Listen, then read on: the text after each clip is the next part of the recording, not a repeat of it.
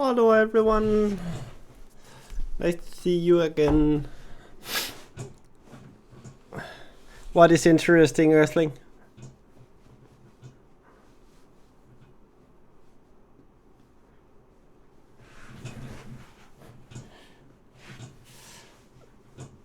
As far as I can remember, you have to like add a person afterwards after the love command. Okay, I'm gonna turn this down a bit for me. But now you guys can't hear it.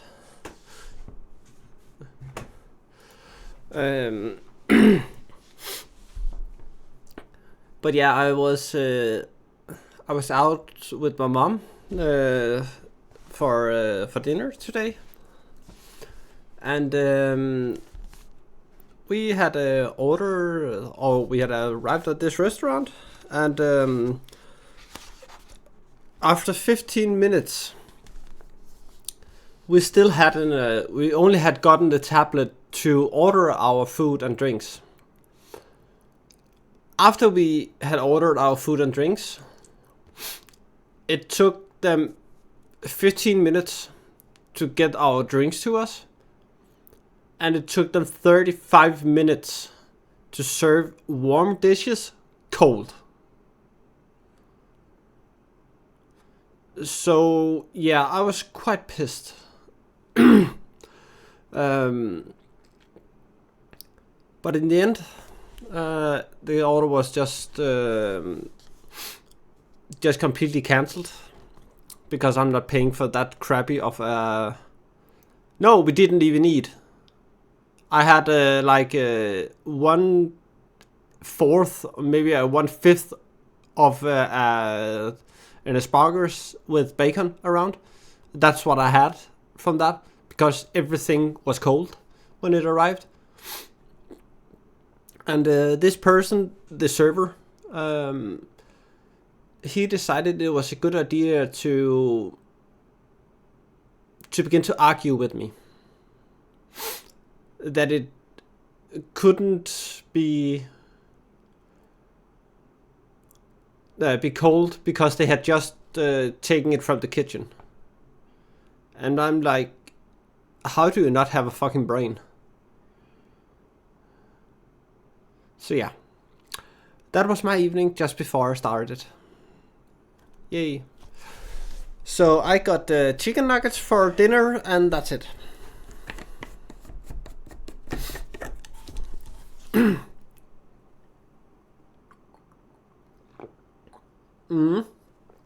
Exactly that thing. But apparently he didn't he didn't have enough brain to figure that out by himself. So yeah.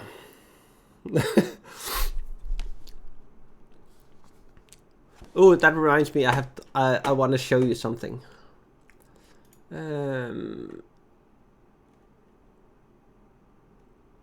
And it's window capture there. Good new.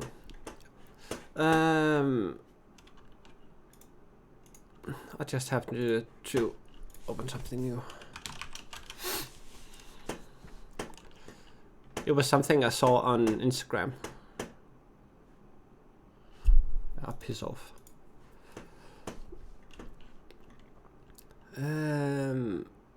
This is there.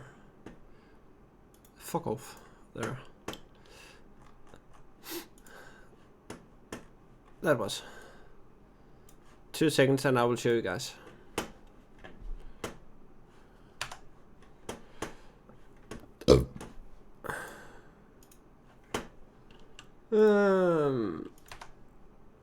Discord. Stop it. Properties. There. There. This one. Okay, so this video. Oh, it's still a Lord of the Rings. It's the same we have gone with the last many times. So yeah, this was how I felt in that moment when talking to that server. Just look at what is happening to the cat, and imagine that being the server.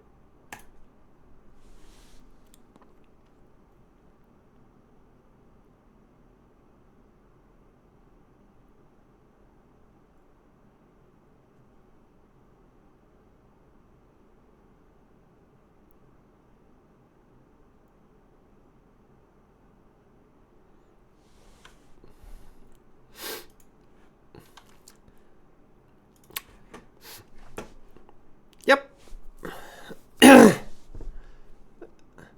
Oh, no. Yeah, that was how I felt in that moment. So yeah.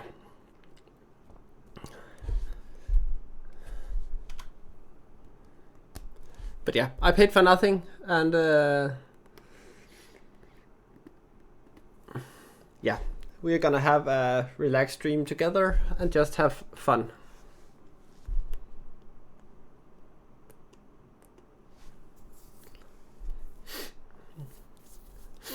But no, Sicarius, I'm not that violent. Even though I sometimes want to be, I'm not.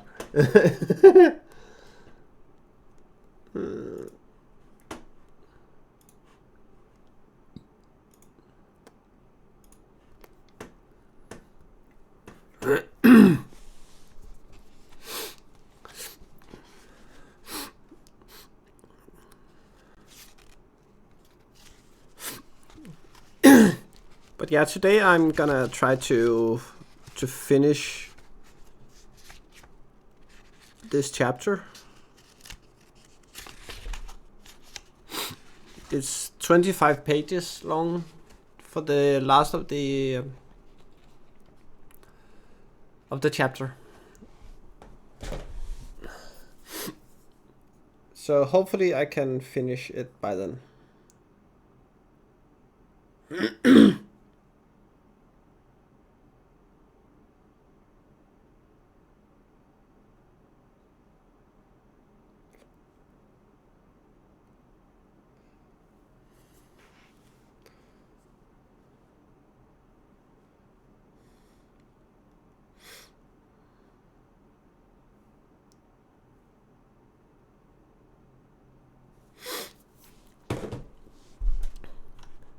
But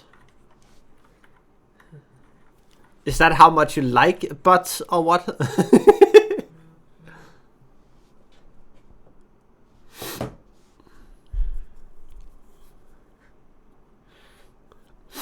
Because if it is, then it should be 100% with you all the time.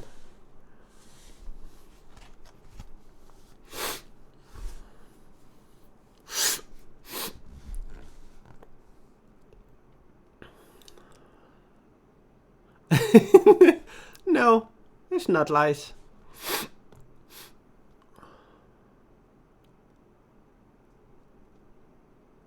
It's me being truthful. Oh yeah, okay. Then I can agree.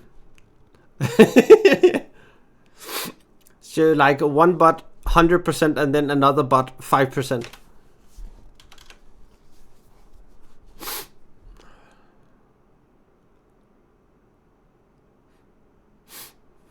Yeah, that's manageable.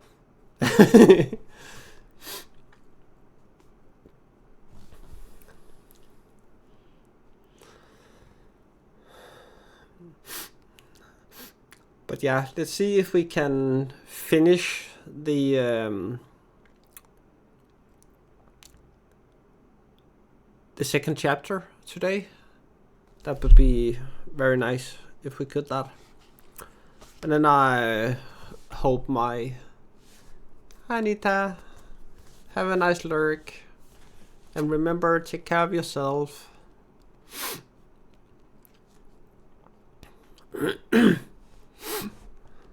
So yeah, it's gonna be good. It's gonna be all good in the end.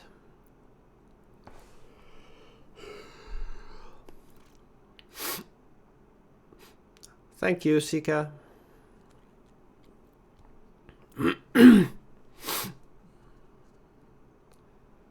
It's very deserved in here for Anita to get a shout out. Adumi, I hope you are good, and I hope the drawing goes well. You're always welcome to pop in when we have the pauses.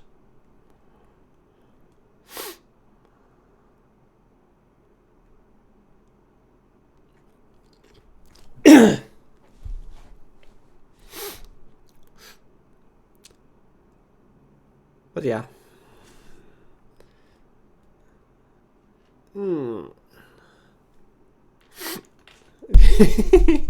Oh, they were friends. Nice.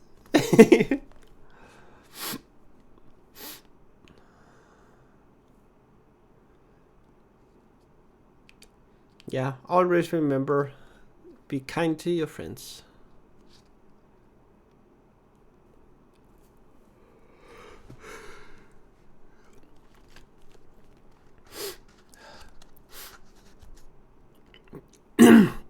But yeah, I think we're gonna start now with the reading. And then we will see how long it will take before the break. And marry a bunny. Well, I'm sure my partner would love to do that, but who knows? We will see in the future.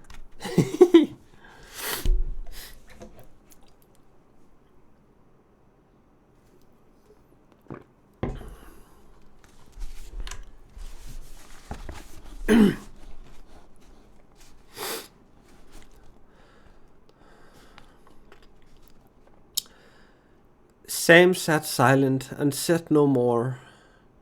He had a good deal to think about.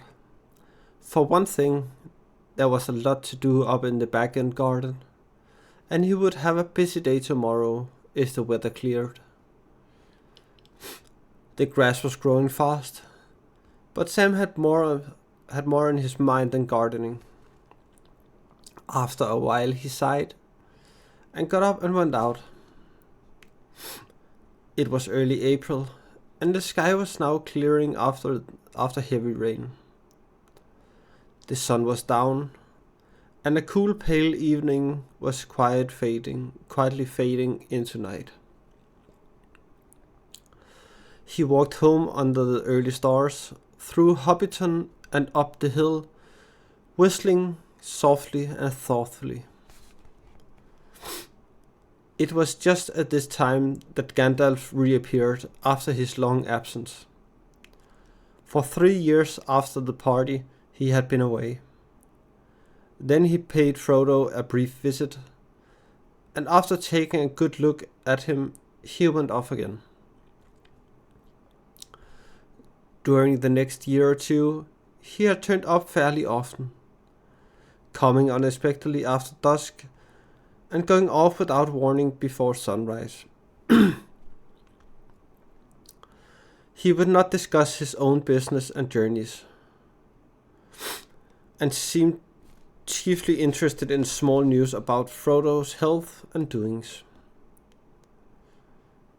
Then suddenly his visit had ceased. It was over 9 years since Frodo had been seen or heard him, and he had begun to think that the wizard would never return, and had given up all interest in hobbits. But that evening, as Sam was walking home and twilight was fading, there came the once familiar tap on the study window. Frodo welcomed his old friend with surprise and great delight. They looked hard at one another. "All well, eh?" said Gandalf. "You look the same as ever, Frodo." "So do you," Frodo replied. But secretly he thought that Gandalf looked older and more careworn. He pressed him for news of himself and of the wide world, and soon they were deep in talk, and they stayed up far into the night. Next morning, after a late breakfast, the wizard was sitting with Frodo by the open window of the study. A bright fire was on the hearth, but the sun was warm and the wind was in the south. Everything looked fresh, and the new green of spring was shimmering in the fields and on the tips of trees' fingers. Gandalf was thinking of spring.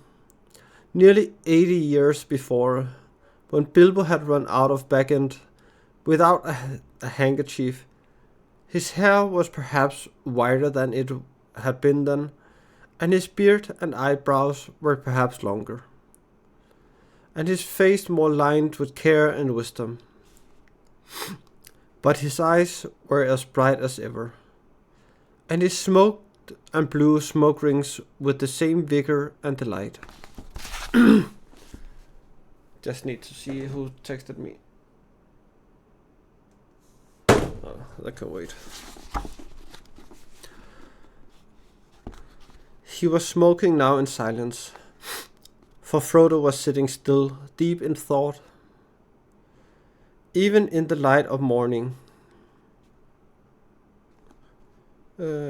he felt the dark shadow of the tidings that Gandalf had brought.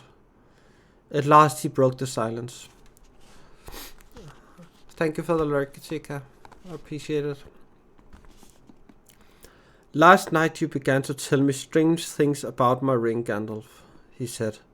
And then you stopped. Because you said that such matters were best left until daylight. Don't you think you had better finish now?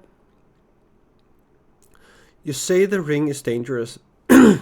Far more dangerous than I guess. In what way? In many ways, answered the wizard. It is far more powerful than I ever dared to think at first. So powerful that in the end it would utterly overcome anyone of mortal race who possessed it. It would possess him. In Eregion, long ago, many elven rings were made, magic rings, as you call them, and they were, of course, of various kinds, some more potent, some less. The lesser rings were only essays in the craft before it was full grown. And the elven smiths, they were but trifles. Yet still to my mind dangerous for mortals. But the great rings, the rings of power, they were perilous. A mortal Frodo, who keeps one of the great rings, does not die. But he does not grow or obtain more life. He merely continues, until at last every minute is a weariness. And if he often uses the ring to make himself invisible, he fades. He becomes in the end invisible permanently, and walks in the twilight under the eye of the dark power that rules the rings.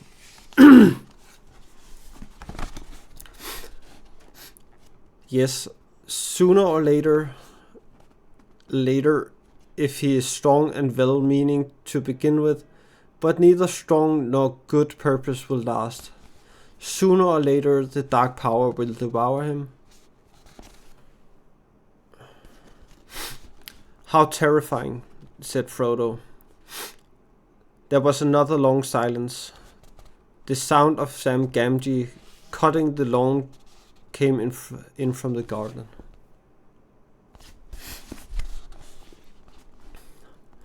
How long have you known this? Asked Frodo at length. And how much did Bilbo know? Bilbo knew no more than he told you, I am sure, said Gandalf. He would certainly never have passed on to you anything that he thought could be a danger, even though I promised to look after you. He thought the ring was very beautiful and very useful at need. And if anything was wrong or queer, it was himself. He said that it was growing on his mind, and he was always worrying about it.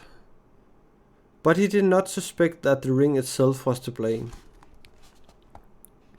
though he had found out that the thing needed looking after. It did not seem always of the same size or weight. It shrank or expanded in an odd way, and might suddenly slip off a finger where it had been tied.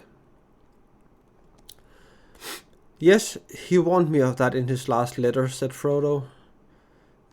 So I have always kept it on its chain. Very wise, said Gandalf.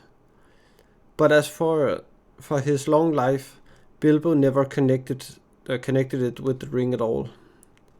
He took all the credit for that himself, and he was very proud of it. Though he was getting restless and uneasy, thin and stretched, he said, a sign that the ring was getting control. How long have you known all this? Asked Frodo again. Known, said Gandalf. I have known much that only the wise know, Frodo.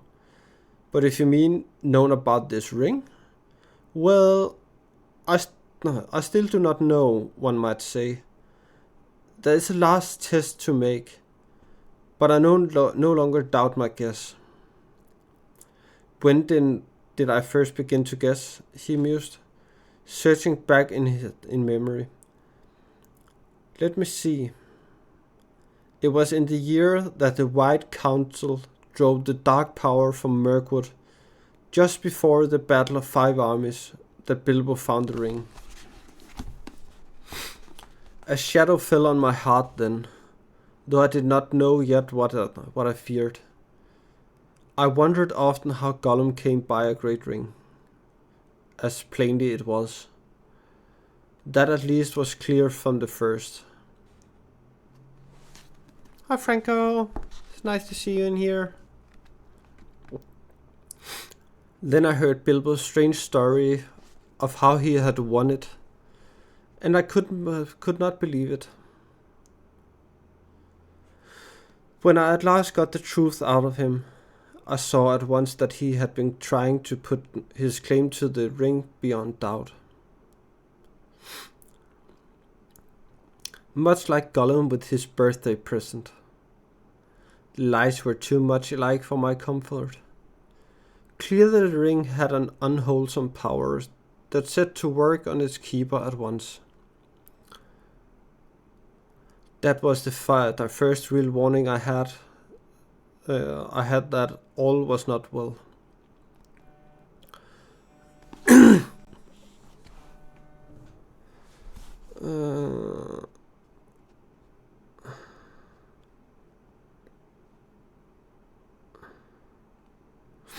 I told Bilbo often that such rings were better left unused.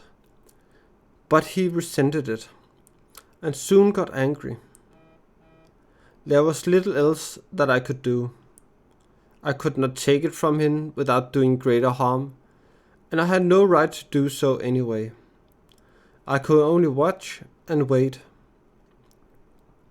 I might perhaps have consulted Saruman the White, but something always held me back.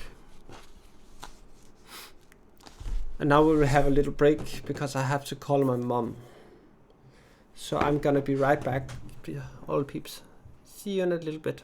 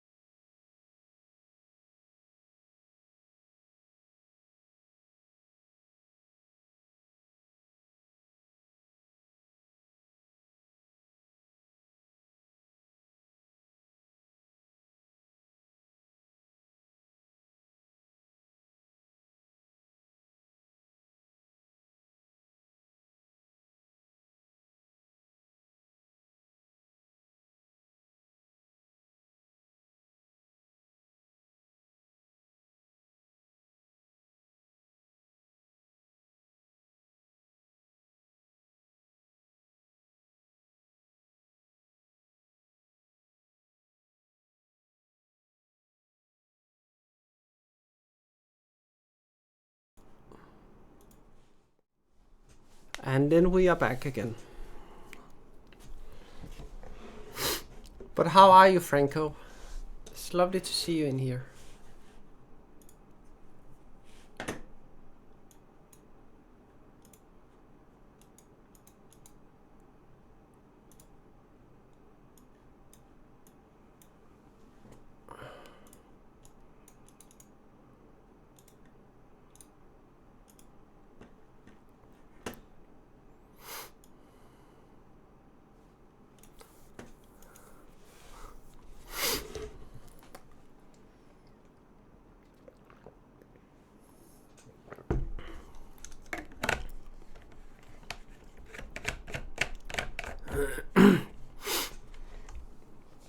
But yeah, I just had to hear from my mom how the European handball tournament was going. And apparently the Denmark lost to France with 2 goals. So yeah. If you aren't playing well, you don't deserve to win. That's at least my opinion.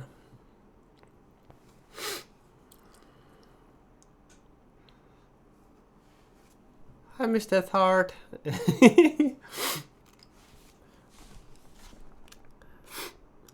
You have only missed 4 pages.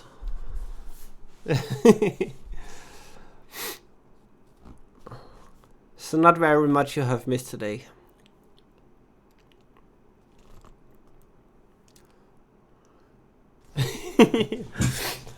But yeah, I will at some point figure out how to edit my videos so like all the chit chat of chat goes out from it, and then every chapter is uploaded by itself. But yeah, we will see how that is gonna go. Oh, I'm freezing off, bro. What was that? Oh. Oh my god.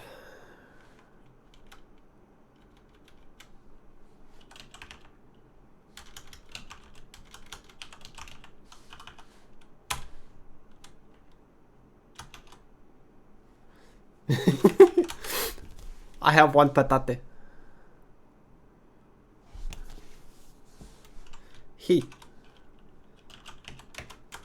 Mine patate. No, it's not fair. I can't get one more patate.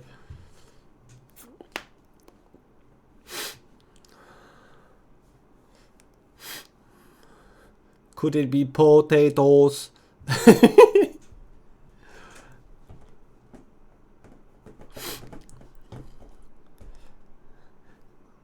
Woo!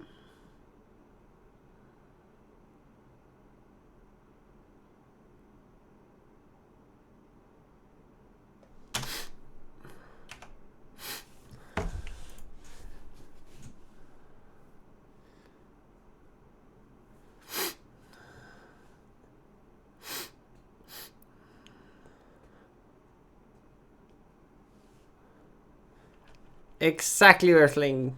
Boil them, mash them, stick them in the stew.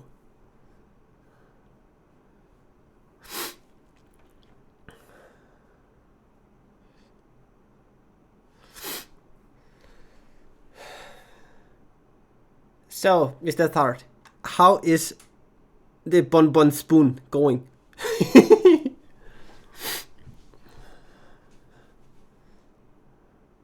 I'm looking very much forward to see what is fire gonna look like at the final piece.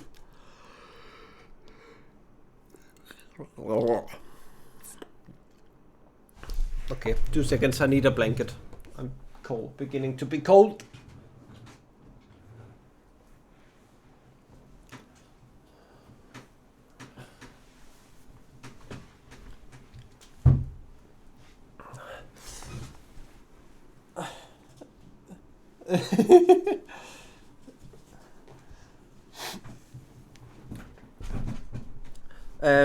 what I do usually. Yeah, I'm always cold. That's actually true. What I usually do when my emotes are too big is I just use paint. I literally just use paint.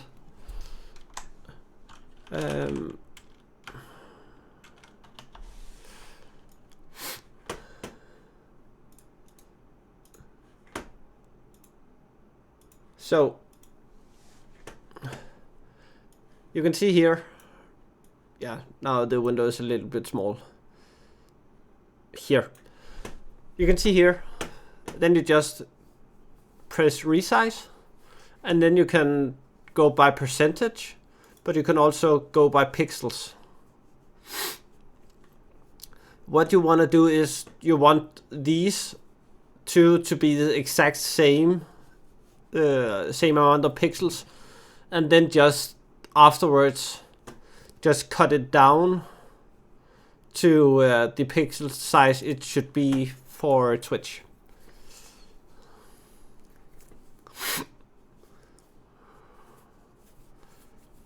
It's as simple as that.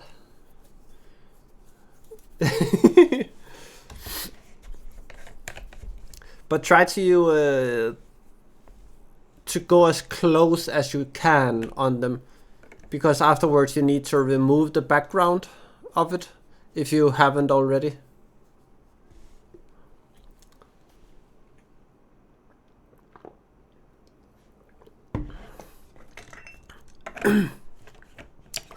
Because emotes can't have a background. Then they will show up really weird. Like having a white or black or something color box behind it. And that is not very nice to look at.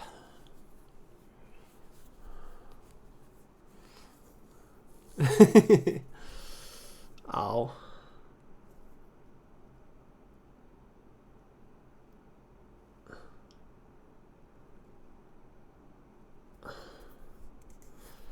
Yeah, exactly. Exactly like Gollum. And we don't want that.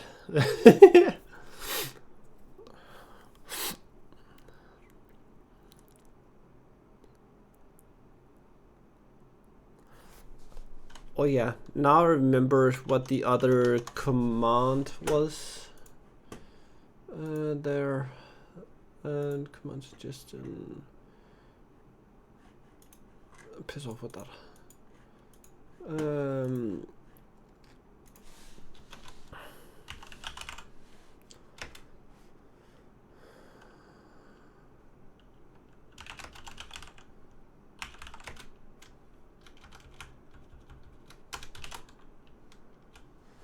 That's not a command, that is a redeem.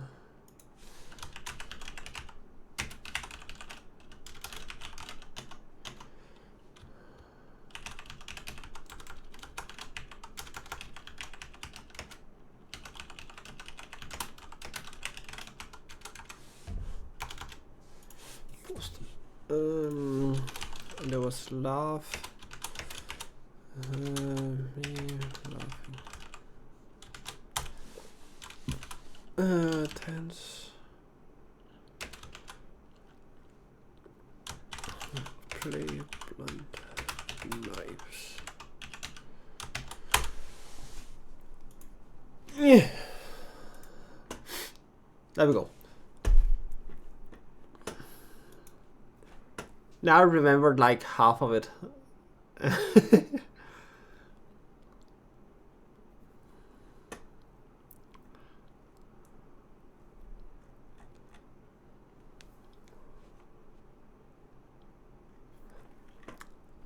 But half is at least better than none.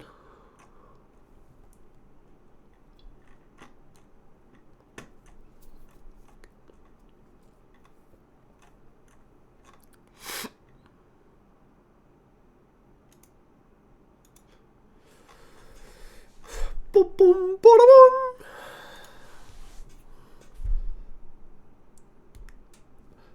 Jeg var god.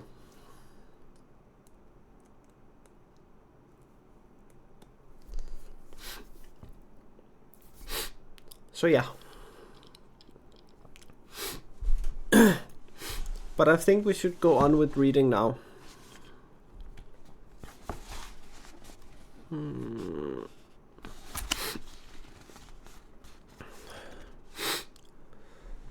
Who is he? Asked Frodo. I have never heard of him before. Maybe not, answered Gandalf. Hobbits are, or were, no concern of his. Yet he is great among the wise. He is the chief of my order and the head of the council. His knowledge is deep, but his pride has grown with it, and he takes ill any meddling. The law of the Elven Rings, great and small, is his province. He has long studied it, seeking the law's secrets of their making. But when the rings were debated in the council, all that he would reveal to us of his ring lore told against all my fears. So my doubt slipped, but uneasily. Still I watched and waited. And all seemed well with Bilbo. And the years passed. Yes, they passed. And they seemed not to touch him. He showed no sign of age. The shadow fell on me again. But I said to myself, after all, he comes of a long-lived family on his mother's side. There is time yet. Wait! And I waited. Until that night when he left his house. He said and did things that filled me with fear that no words of Saruman could allay. I knew at last that something dark and deadly was at work. And I have spent most of the years since then in finding out the truth of it. There wasn't any permanent harm done, was there?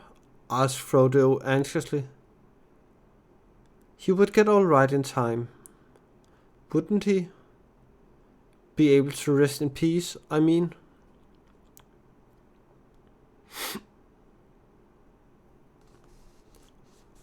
Oh. Ready to attack? Who are you attacking? And what are you attacking?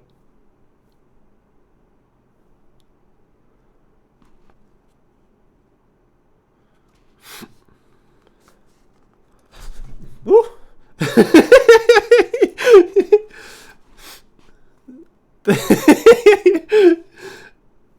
Oh my god, I jumped from that. Oh lord.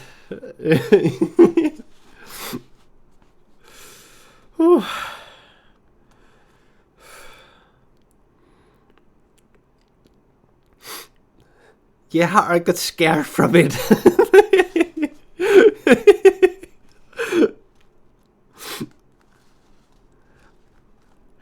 He felt better at once, said Gandalf. But there's only one power in this world that knows all about the rings and their effects. And as far as I know, there is no power in the world that knows all about hobbits. Among the wise, I am the only one that goes in for hobbit lore. An obscure branch of knowledge, but full of surprises. Soft as butter they can be, and yet sometimes as tough as old tree roots. I think it likely that some would resist the rings far longer than most of the wise would believe. I don't think you need worry about Bilbo.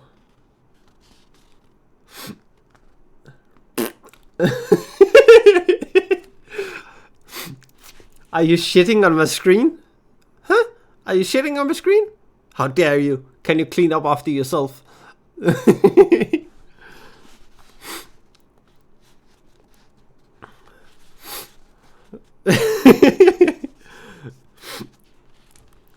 Oh my god. Of course, he possessed the ring for many years and used it, so it might take a long while for the influence to wear off, before it was safe for him to see it again. For instance. Otherwise, he might live on for years, quite happily, just up as he was when he parted with it. For he gave it up in the end of his own accord. Okay, am I that bad of a reader that you have to throw Rotten Tomatoes at me?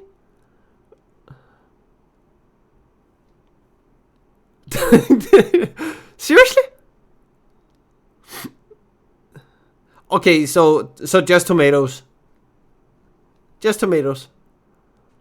Okay. That wouldn't hurt at all. Not at all.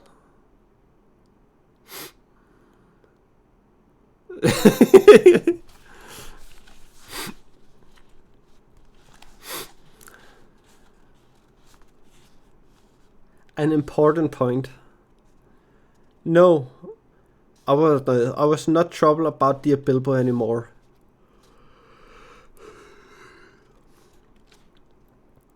Once he had let the thing go, it is for you that I feel responsible.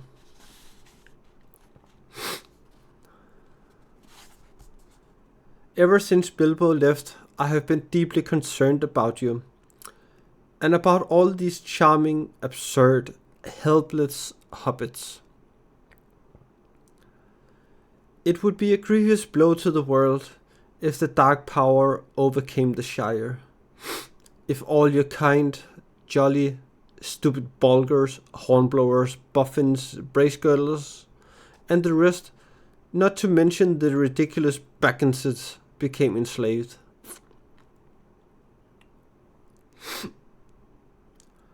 Frodo shuddered.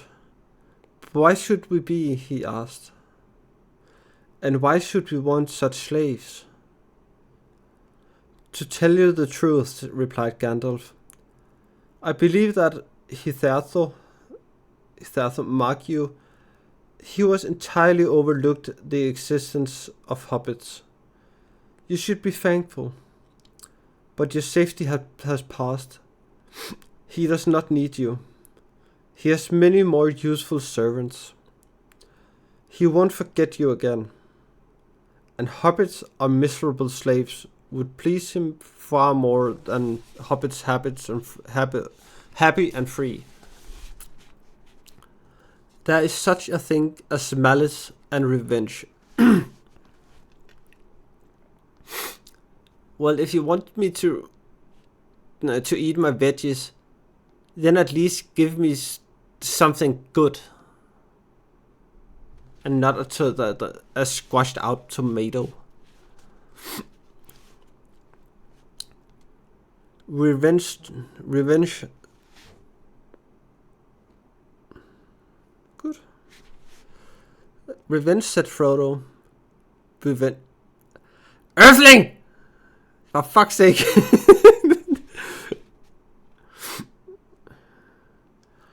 Revenge, said Frodo. Revenge for what? I still don't understand what all this has to do with Bilbo and myself and our ring. It has everything to do with it, said Gandalf. You do not know the real peril yet, but you shall. I was not sure of it myself when I was last here, but the time has come to speak. Give me the ring for a moment.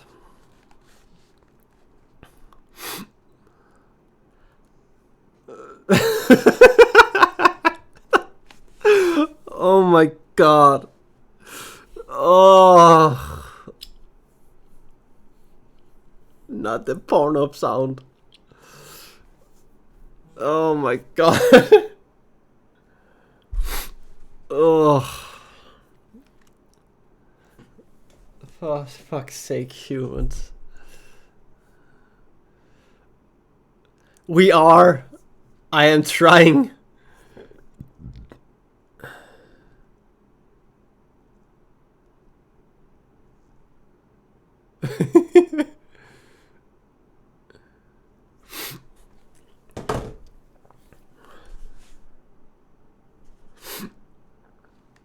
But apparently everyone wants to write me at the moment.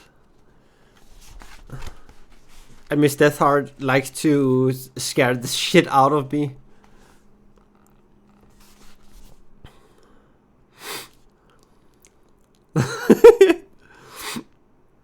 Frodo took it from his breeches pocket, where it was clasped to a chain that hung from his belt. He unfastened it and handed it slowly to the wizard, and it felt suddenly very heavy, as if either it or Frodo himself was in some way reluctant for Gandalf to touch it. Hi, Omni! Hi! So you mean it's a pay forward to me because everyone is scaring you? Nice.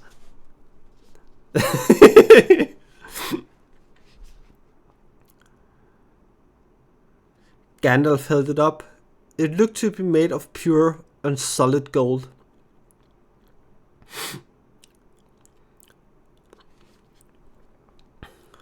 Can you see any markings on it?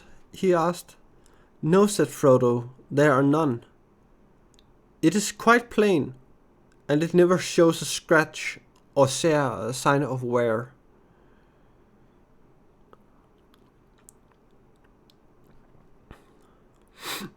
Well, then look.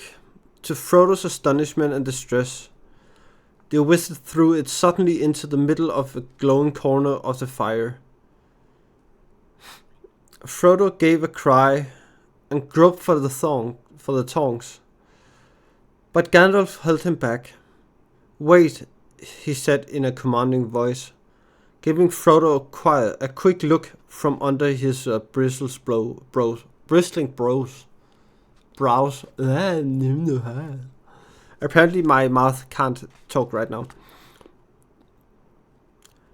No apparent change came over the ring. After a while, Gandalf got up, closed the shutters outside the window, and drew the curtains. The room became dark and silent, though the clack of Sam's shears, now nearer the windows, could still be heard faintly from the garden. For a moment the wizard stood looking at the fire. Then he stooped and removed the ring to the hearth with the tongs, and at once picked up. Frodo gasped. It is quite cool, said Gandalf. Take it. Frodo received it on his shrinking palm. It seemed to have become thicker and heavier than ever. Hold it up, said Gandalf, and look closely.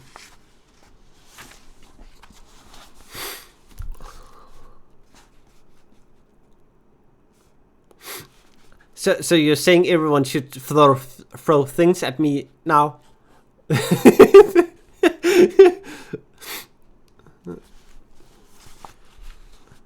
Oh God, Miss Deathheart.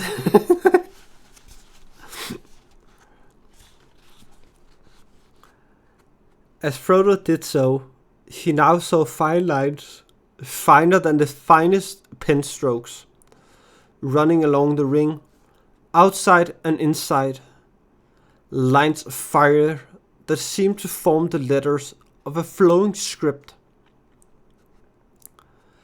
They shone piercingly bright and yet remote, as if out of a great depth. So this is all the letters which is on the ring.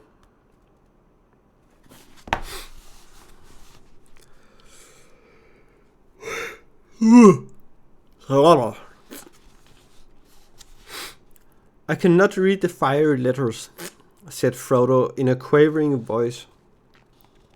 No, said Gandalf, but I can. The letters are Elvish, of an ancient mode, but the language is that of Mordor, which I will not utter here. But this in the common tongue is what is said, close enough. One ring to rule them all, one ring to find them, one ring to bring them all, and in the darkness bind them. It is only 2 lines of a verse long known in elven lore. 3 rings for the elven kings under the sky, 7 for the dwarf lords in the halls of stone, 9 for mortal men doomed to die, 1 for the dark lord on his throne. In the land of Mordor, where the shadows lie, 1 ring to rule them all, 1 ring to find them, 1 ring to bring them all, and in the darkness bind them. In the land of Mordor, where the shadows lie. He paused and then said slowly in a deep voice, This is the Master Ring, the 1 ring to rule them all. This is the 1 ring that he lost many ages ago to the great weakening of his power. He greatly desired it, but he must not get it. Frodo sat silent and motionless. Fear seemed to stretch out of a vast hand, like a dark cloud rising in the east, and looming up to engulf him.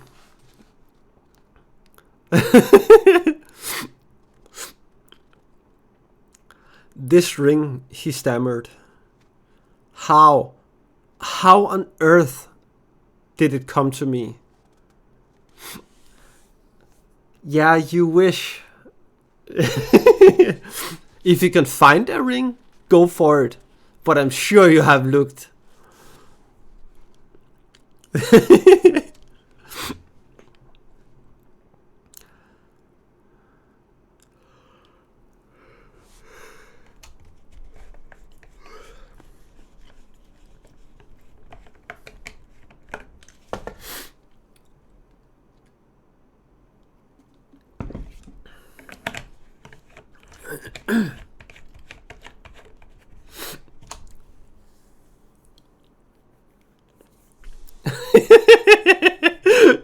Yeah, I knew you were looking for one.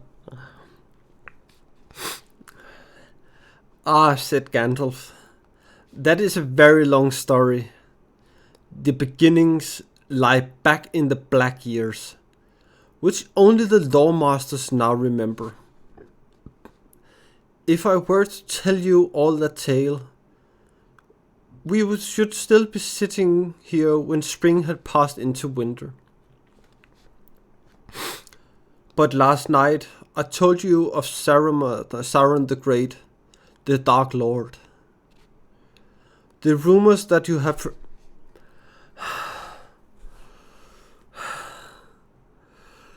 Oh my god! Oh!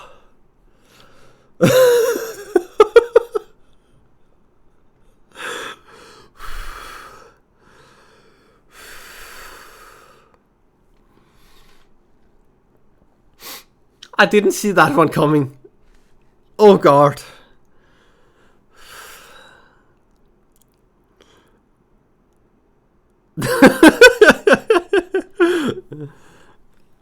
Oh my god, Miss Deathheart.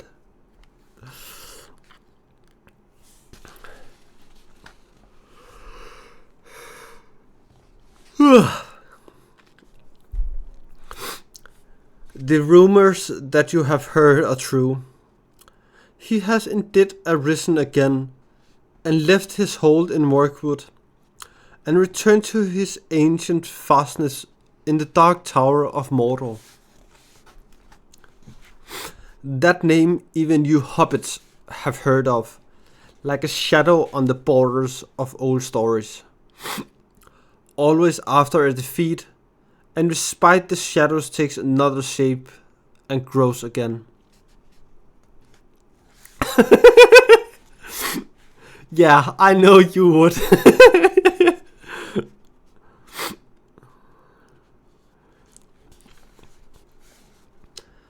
I wish it need not have... Okay, come on. I wish it need not have happened in my time, said Frodo. So do I, said Gandalf, and so do all who live to see such times. But that is not for them to decide. All we have to decide is what to do with the time that is given to us. And already, Frodo, our time is beginning to look black. The enemy is fast becoming very strong.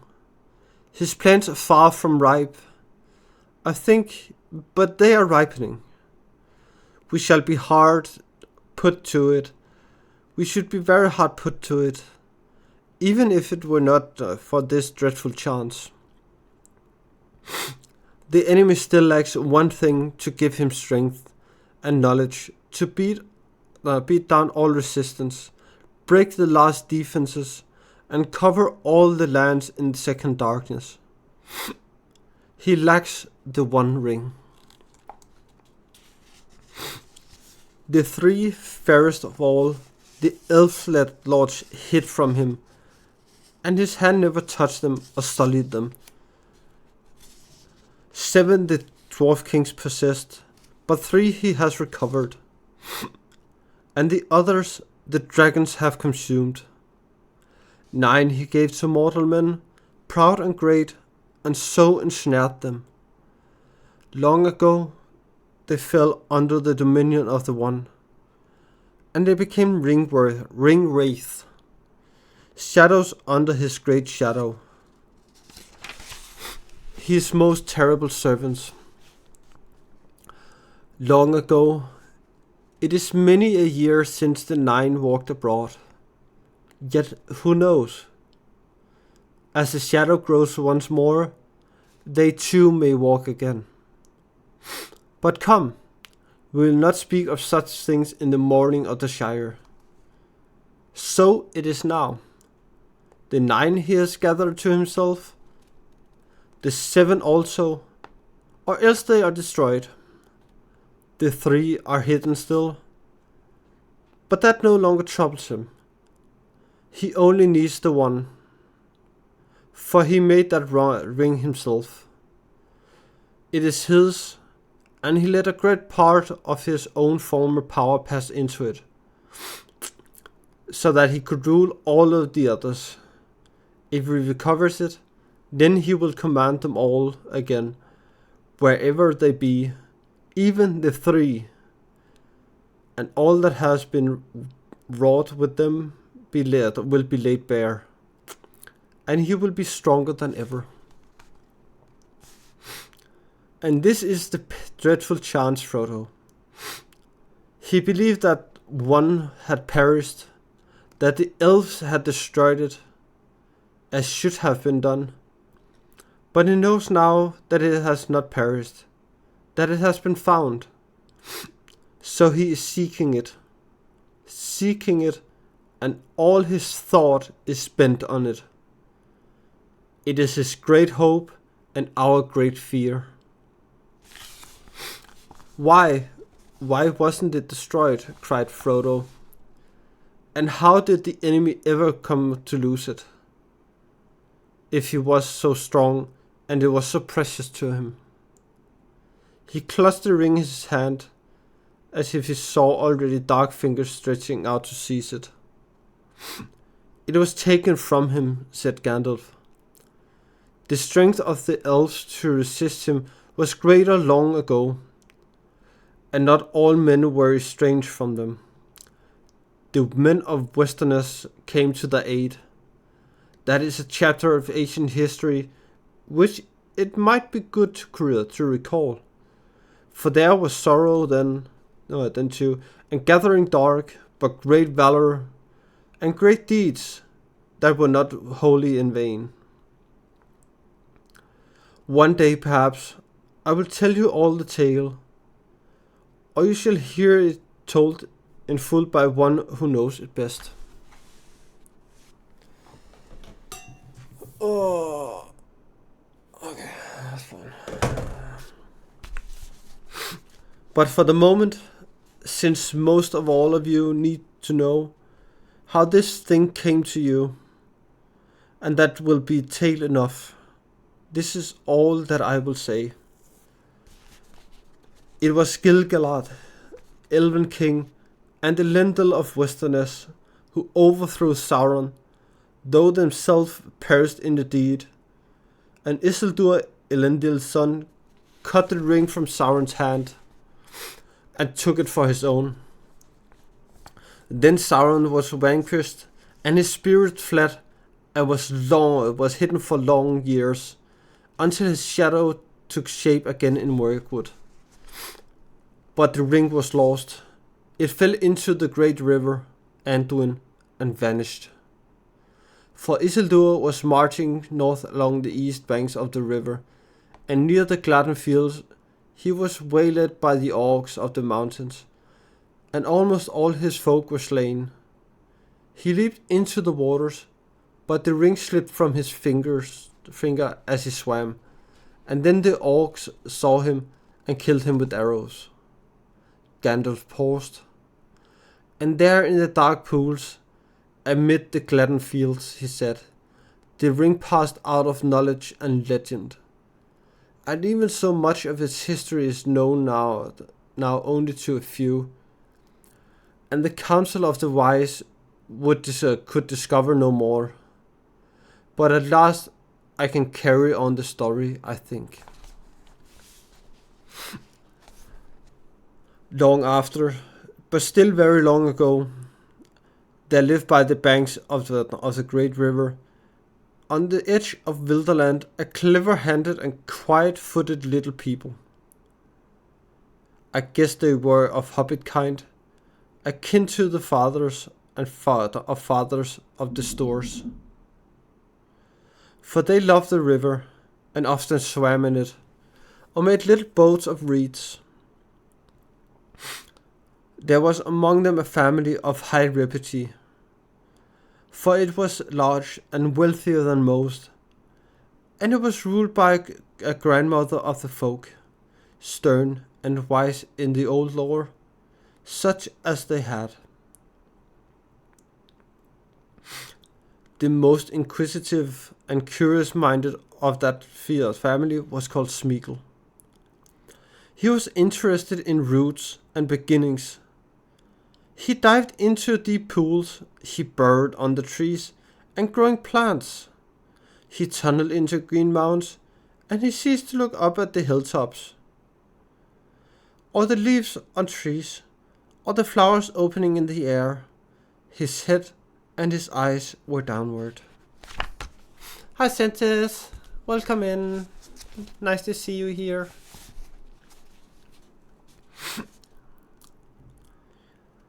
He had a friend called Deagle, a similar sort, sharper-eyed, but not so quick and strong. On a time they took a boat and went down to the Gladden fields, where there were great beds of iris and flowering reeds. There Smeagol got out and went nosing about the banks, but Deagle sat in the boat and fished.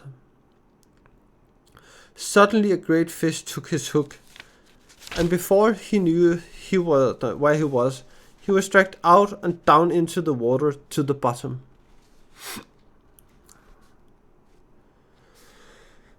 Then he let go of his line, for he thought he saw something shining in the riverbed, and holding his breath he grabbed at it.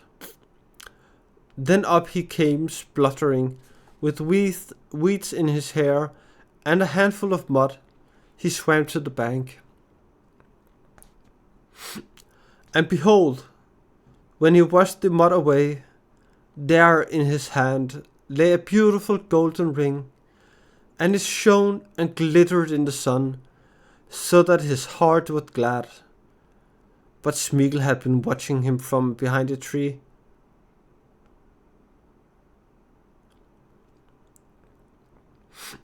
And as Deagle gloated over the ring, Smeagol came softly up behind. "Give us that, Deagle, my love," said Smeagol, over his friend's shoulder. "Why?" said Deagle. "Because it's my birthday, my love, and I want it," said Smeagol. "I don't care," said Deagle. "I have given you a present already, more than I could afford. I found this, and I'm going to keep it." "Oh, are you indeed, my love?" said Smeagol, and he caught Deagle by the throat and strangled him, because the gold looked so bright and beautiful. Then he put the ring on his finger.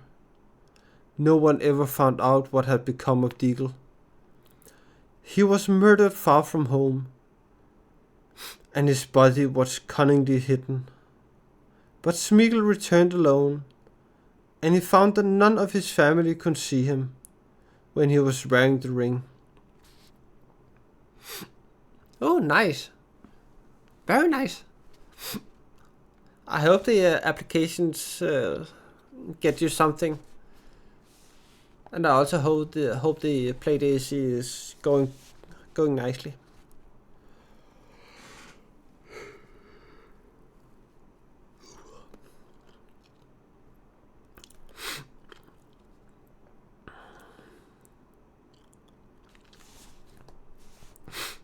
He was very pleased with his discovery, and he concealed it, and used it to find out secrets, and he put his knowledge to crooked and malicious use. He became sharp-eyed and keen-eared for all that was hurtful. The ring had given him power according to his stature. It is not to be wondered at that he became very unpopular and was shunned when visible by all his relations. They kicked him, and he bit their feet. He took to thieving and going about muttering to himself and gurgling in his throat. So they all called him Gollum and cursed him and told him to go far away. His grandmother, desiring peace, expelled him from the family and turned him out of her hole. He wandered in loneliness, weeping a little for the hardness of the world, and he journeyed up the river till he came to a stream that flowed down from the mountains. And he went that way. He caught fish in the deep pools with invisible fingers and ate them raw. One day it was very hot, and as he was bending over a pool, he felt a burning on the back of his head, and a dazzling light from the water pained his wet eyes. He wondered at it, for he had almost forgotten about the sun. Then for the last time he looked up and shook his fist at her. But as he lowered his eyes, he saw far ahead the tops of the misty mountains, out of which the stream came, and he thought suddenly, it would be cool and shady under those mountains. The sun could not watch me there. The roots of those mountains must be roots indeed. There must be great secrets buried there, which have not been discovered since the beginning. So he journeyed by night up into the highlands, and he found a little cave out of which the dark stream ran. And he wormed his way like a maggot into the heart of the hills, and vanished out of all knowledge. The ring went into the shadows with him, and even the Maker, when his power had begun to grow again, could learn nothing from it. "Gollum," cried Frodo. "Gollum? Do you mean that this is the very Gollum creature that Bilbo met? How loathsome! I think it's a sad story," said the wizard, "and it might have happened to others, even to some hobbits that I have known. I can't believe that Gollum was connected with hobbits, however distantly." said Frodo with some heat. What an abominably notion. It is true all the same, replied Gandalf. About their origins, at any rate. I know more than hobbits do themselves. And even Bilbo's story suggests a kinship. There was a great deal in the background of their minds and memories that was very similar. They understood one another remarkably well, very much better than a hobbit would understand, say, a dwarf or an orc, or even an elf. Think of the riddles they both knew, for one thing.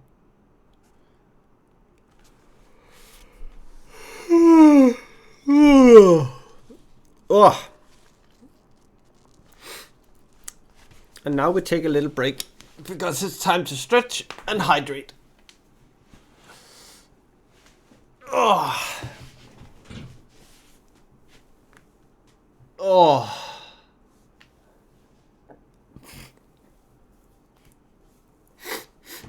Thank you, Mr. Thard.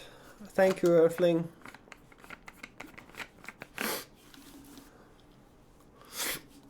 I appreciate you using your carrots to take care of me.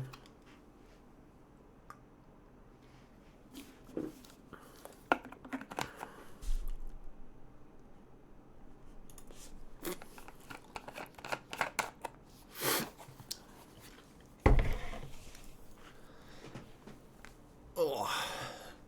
And remember all to stretch and hydrate yourself. It can be just as energy consuming just to listen to someone.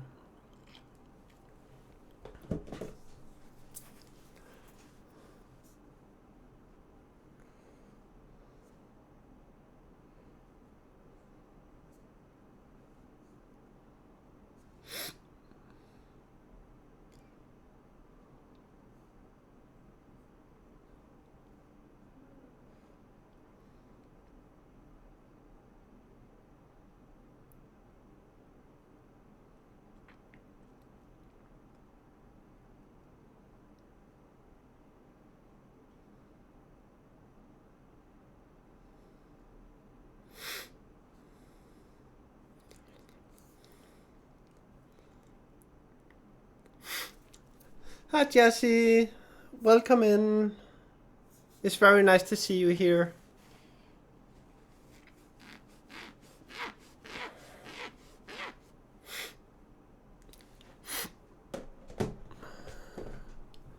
We're just having a little break right now to stretch and to hydrate, just to take care of ourselves.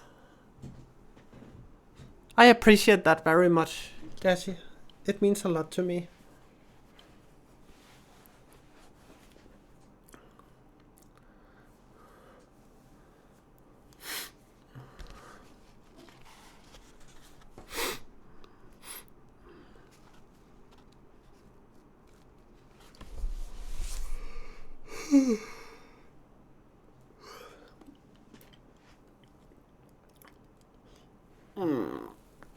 Oh. I feel old.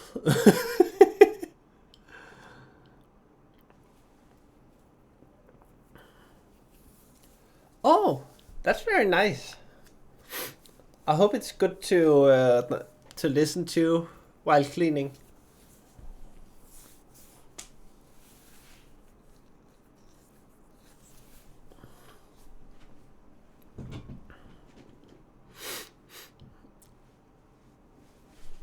Oh.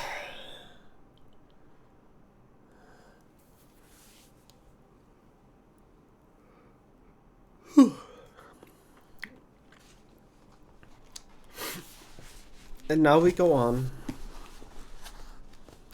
as we have a little bit of pages to go through yet.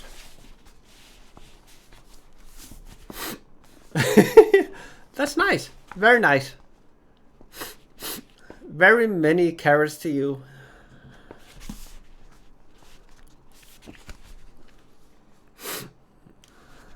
Nah, it's only Thank you, Mr. Thart. I appreciate that.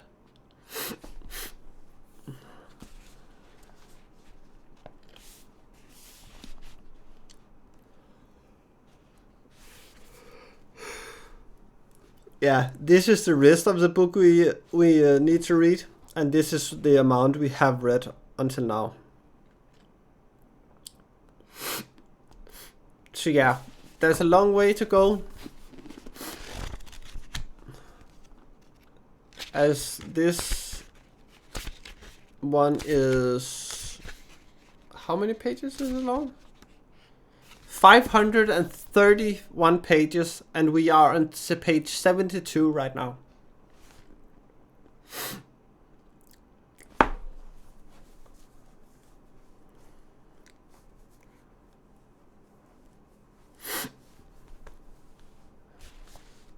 So we are about an eighth of the through the book right now.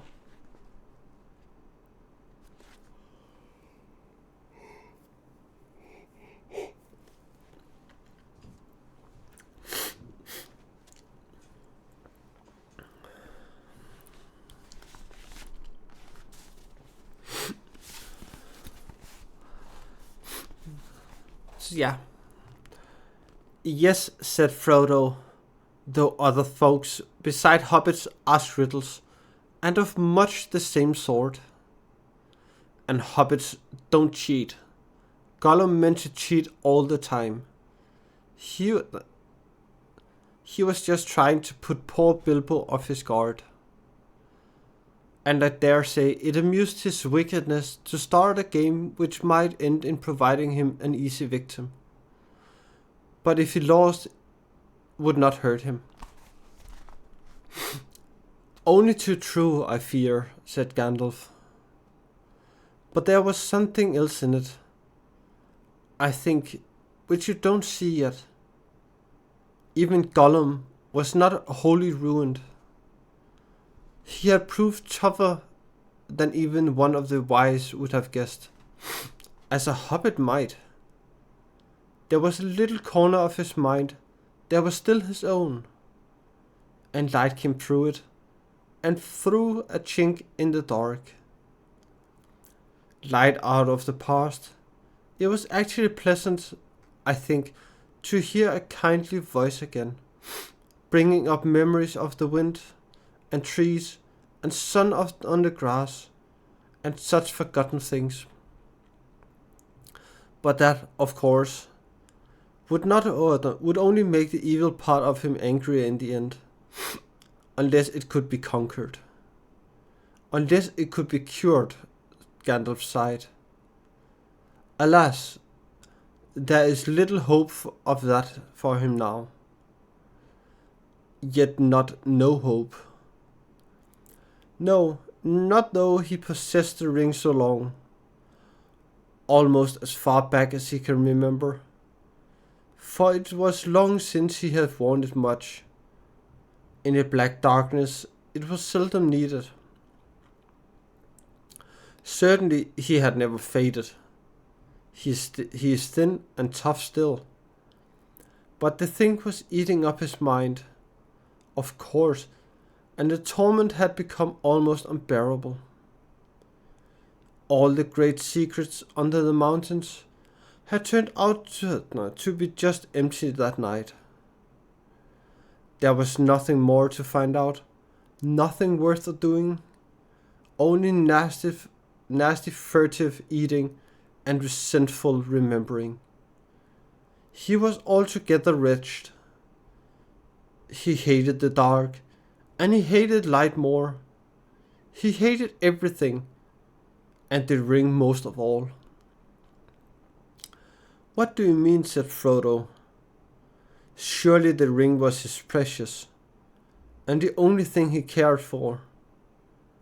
But if he hated it, why didn't he get rid of it, or go away and not leave it? You ought to begin to understand, Frodo. After all you heard, said Gandalf, he hated it and loved it, as he hated and loved himself. He could not get rid of it. He had no will left in that matter. A ring of power looks after itself, Frodo. It may slay it and slip off treacherously, but its keeper never abandons it. At most he plays with the idea of handing it on to someone else's care, and that only at an early stage, when it first begins to grip. But as far as I know, Bilbo alone in history has ever gone beyond playing and really done it. He needed all my help too. And even so, he would never have just forsaken it, or cast it aside. It was not Gollum, Frodo, but the ring itself that decided things. The ring left him. And took his house and took his money and took his life. Oh, no.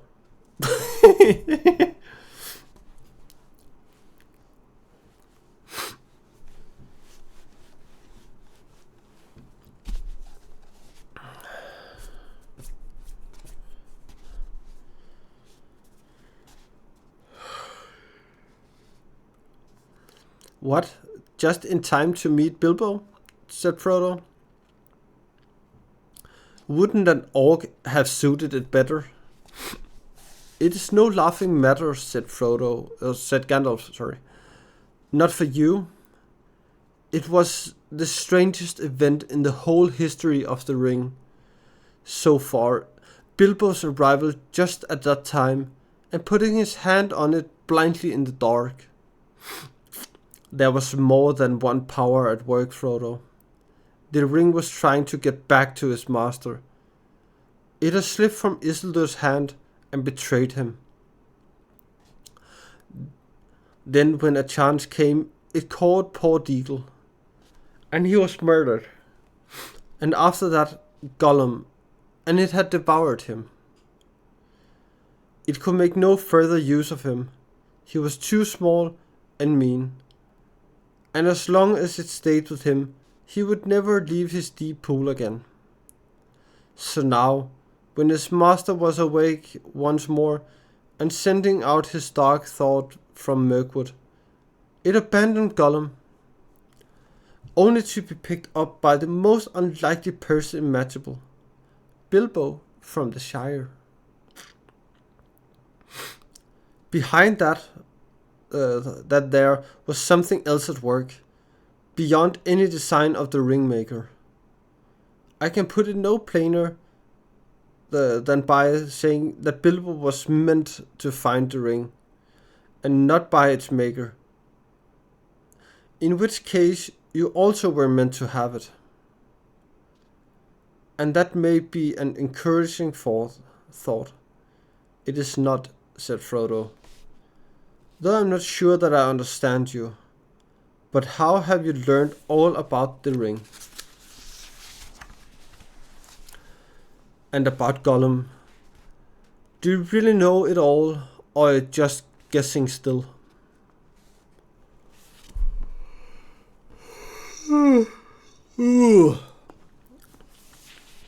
I need a cup of tea afterwards. Gandalf looked at Frodo, and his eyes glinted. I knew much, and I have learned much, he answered. But I'm not going to give an account of all my doings to you. The history of Elendil and Isildur and the One Ring is known to all the wise. Your ring is shown to be that One Ring by the fire writing alone, apart from any other evidences. And when did you discover that? Asked Frodo, interrupting. Just now, in this room, of course, answered the wizard sharply. But I expected to find it. I have come back from dark journeys and long searches to make that final test. It is the last proof, and all is now only too clear. Making out Gollum's part and fitting it into the gap in the history, required some thought.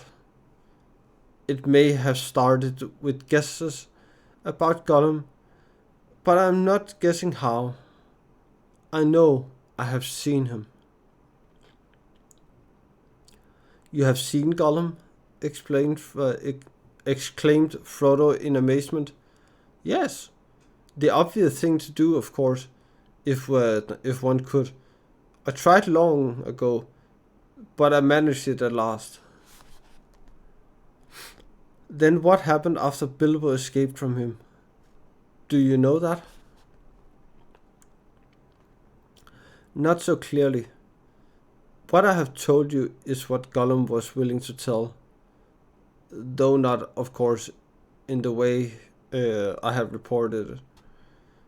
Gollum is a liar, and you have to sift his words. For instance, he called the ring his birthday present, and he got stuck to it. He said it came from his grandmother, who had lots of beautiful things of that kind. A ridiculous story. I have no doubt that Smeagol's grandmother was a matriarch, a great person in her way, but to talk of possessing many elven rings was absurd. And as for giving them away, it was a lie, but a lie with a grain of truth. Oh my god. Yeah, I'm gonna be right back. I need some sugar or something. My brain is turning slowly away right now. But we are gonna finish the second chapter today. So just hang in there, and I will be right back for all of you.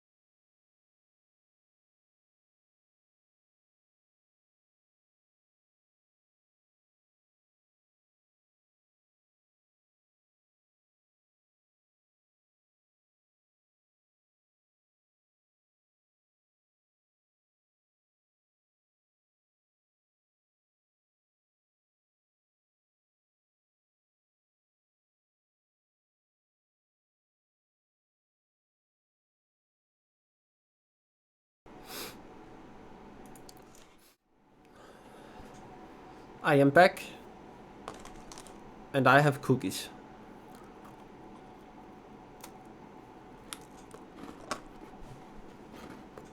Mmm.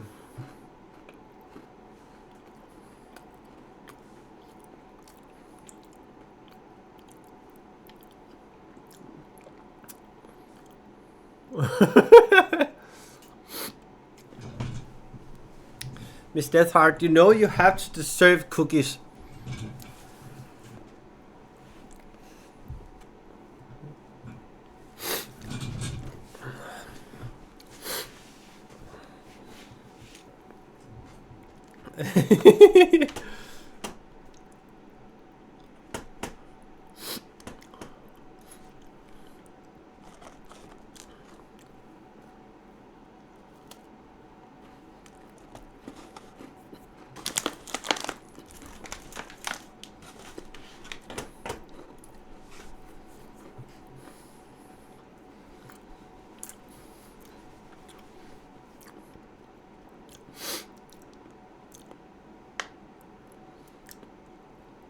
Apparently it's 23 degrees in here and I'm still cold.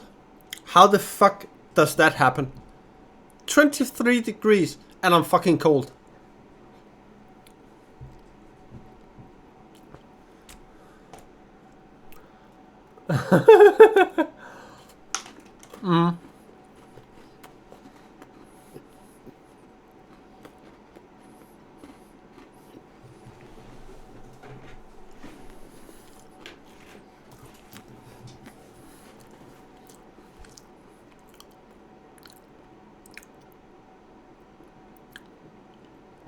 Anemic? What is that?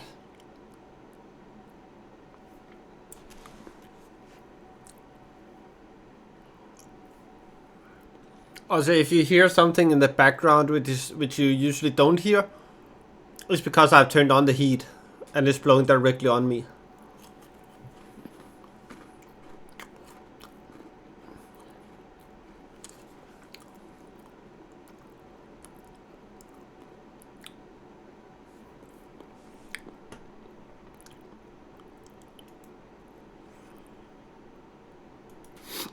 No, because the cookies are on the table and the heating is below the table. So I have a nice barrier of things. So that's nice.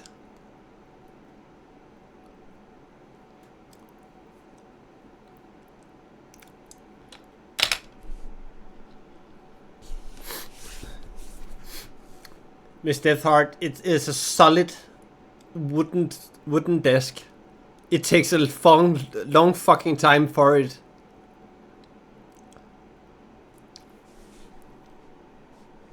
Exactly. 24 hours later. Not that I know of. Whenever I have been tested by my doctor, I have always have been within the limits. But I might ask him again as I'm getting colder faster now.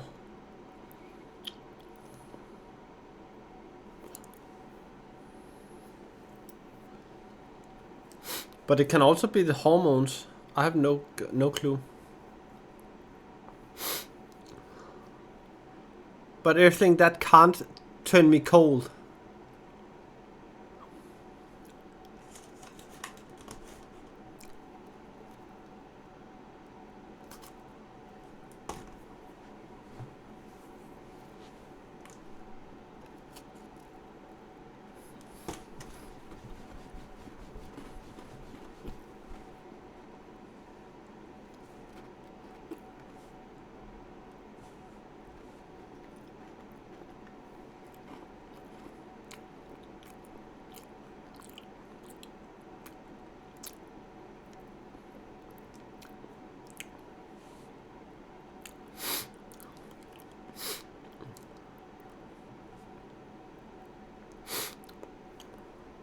I have also gained a lot of weight since I started on hormones.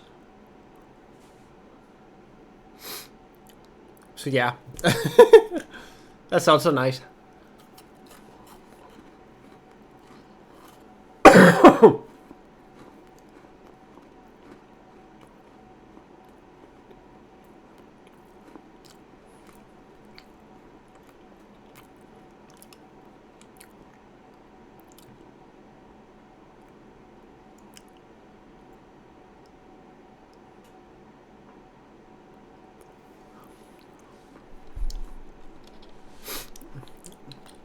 But yeah, I might talk with a doctor about it.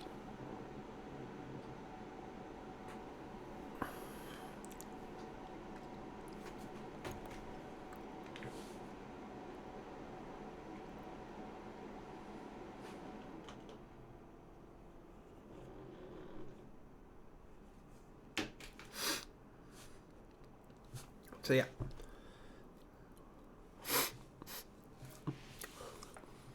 Yeah, I know everything.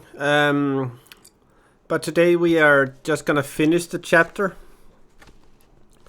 And then we are...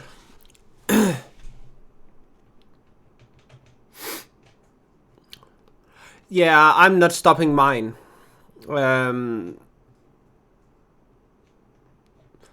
Unless I'm going to die or something very fast.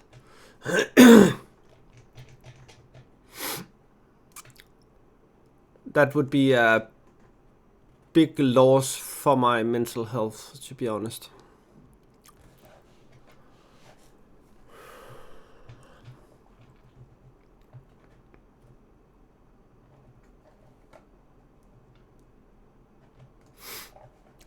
But all people are different, and our bodies handle things differently. But I think the reason I have gained a lot of weight is because, partly because of the hormones, but also because I stopped exercising. So yeah. And where were we?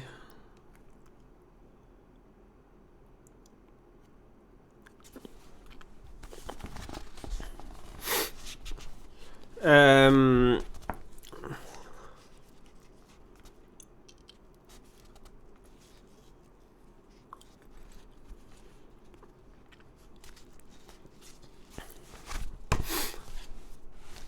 Hormones is shit if you aren't trying to change your gender, I would say.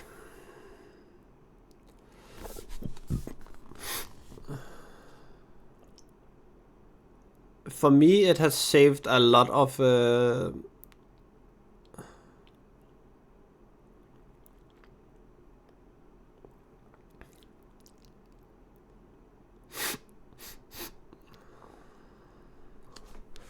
yeah, that is also true.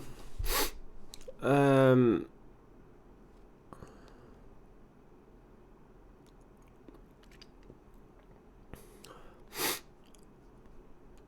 in Denmark,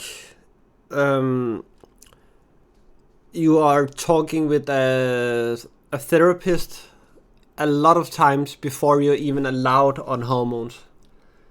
Hormones is a substance controlled by the government, so you can't just get hormones without a prescription.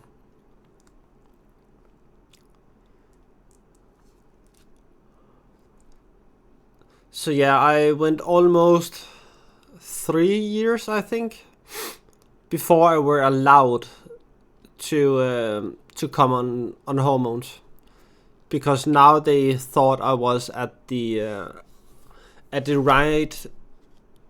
right track of mind.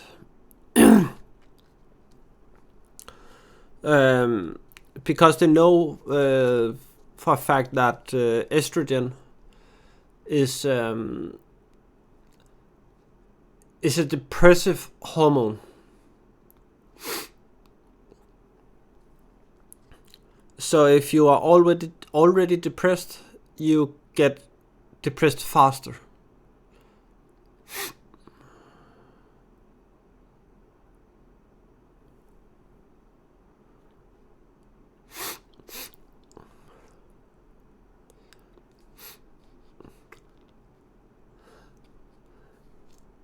Yeah, in Denmark, you are very much taken into consideration before even allowed to do it.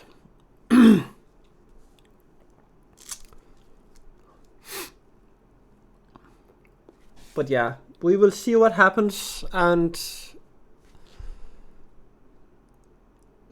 then we will have to live with the things that happens.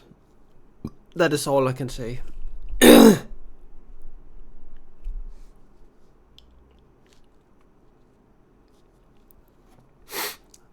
Well, that is very good that they changed the laws, so you had to be at a therapist at first to be allowed to go on to it. There need to be some security and protection for people who want to transition, so they don't regret their decisions long term, because that can be detrimenting to your mental health as well. So yeah.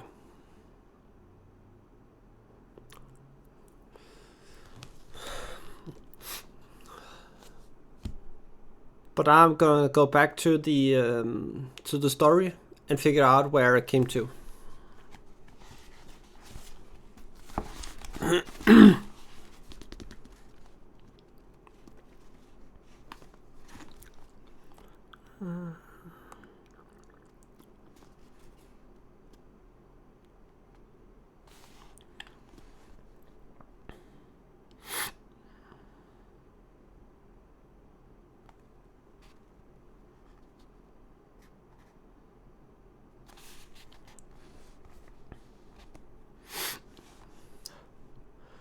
The murder of Deagle haunted Gollum, and he had made up a defense, repeating it to his precious over and over again, as he gnawed bones in the dark, until he almost believed it.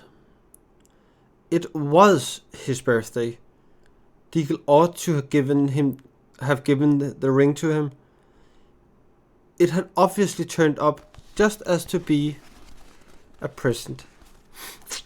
It was his birthday present. And so on and on. I endured him as long as I could, but the truth was desperately important. And in the end, I had to be harsh. I put the fear of fire on him and wrung the true story out of him, bit by bit. Together with much sniveling and snarling, he thought he was misunderstood and ill-used. But when he had last told me his story, as far as the end of the riddle game and Bilbo's escape, he would not say any more, except in dark hints. Some other fear was on him greater than mine. He muttered that he was going to get his own back. People would see if he would stand being kicked or driven into a hole and then be robbed. Gollum had good friends now. Good friends and very strong. They would help him. Baggins would pay for it. That was his chief thought. He hated Bilbo and cursed his name. What is more, he knew where he came from. But how did he find that out? Asked Frodo. Well, as for the name, Bilbo very foolishly told Gollum himself. And after that, it would not be difficult to discover his country once Gollum came out. Oh yes, he came out. His longing for the ring proved stronger than his fear of the orcs, or even the light. After a year or two, he left the mountains. You see, though still bound by desire of it, the ring was no longer devouring him. He began to revive a little. He felt old, terribly old, yet less timid, and he was mortally hungry. Light of sun and moon, he still feared and hated, and he always will, I think. But he was cunning. he found he could hide from daylight and moonshine, and make his way swiftly and softly by the dead of night, with his pale, cold eyes, and catch small, frightened, or unawary things. He grew stronger and bolder with new food and new air. He found his way into Mirkwood, as one would expect. "Is that where you found him?" asked Frodo. "I saw him there," answered Gandalf. "But before that he had wandered far, following Bilbo's trail. It was difficult to learn anything from him for certain, for his talk was constantly interrupted by curses and threats. What had it gotten in its pockets?" he said. "It wouldn't say no, precious. Little cheat, not a fair question. It cheated first, it did. It broke the rules. We ought to have squeezed it, yes, precious. And we will, precious." That is a sample of his talk. I don't suppose you want any more. I had weary days of it. But from hints dropped among the snarls, I gathered that his padding feet had taken him at last to Esgaroth, and even to the streets of Dale, listening secretly and peering. Well, the news of the great events went far and wide in Wilderland, and many have heard of Bilbo's name and knew where he came from. We had made no secret of our return journey to his home in the west. Gollum's sharp ears would soon learn what he wanted. "Then why didn't he track Bilbo further?" asked Frodo. "Why didn't he come to the Shire?" "Ah," said Gandalf, "now we come to it. I think Gollum tried to. He set out and came back westward, as far as the great river. But then he turned aside. He was not daunted by the distance, I'm sure. No, something else drew him away. So my friends think, those that hunted him for me. The wood elves tracked him first, an easy task for them, for his trail was still fresh then.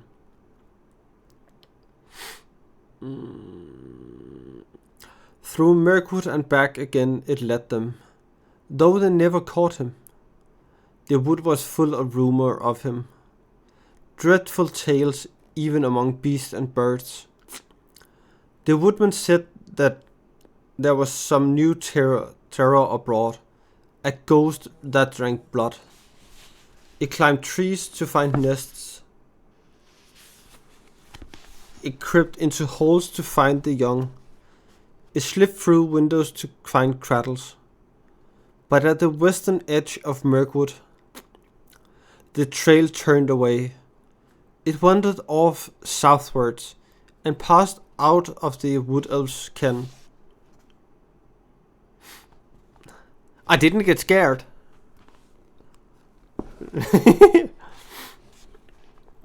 And was lost. And then I made a great mistake. Yes, Frodo. Hi, Lily. Very nice to see you in here.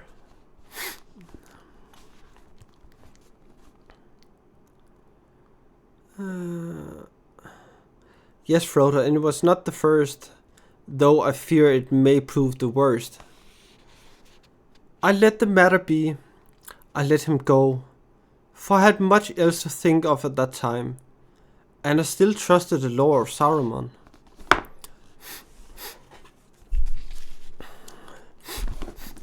Yeah, we're going a little further than usual because I want to end the second chapter today.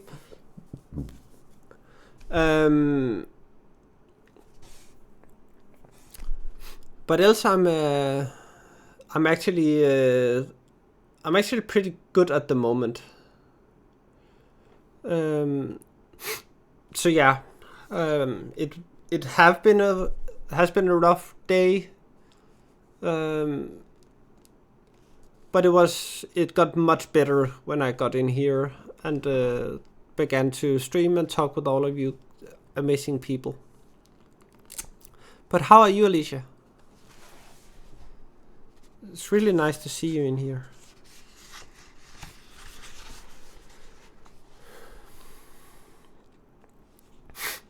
And yeah, they have been distracting me very much today. At the 2-hour mark, I have read, I think, 12 pages. Yeah, I know that feeling of being exhausted. I had to deal with a dumb server today when I was out trying to get some good food. But yeah, that was certainly not a good experience. Let's just say it like that.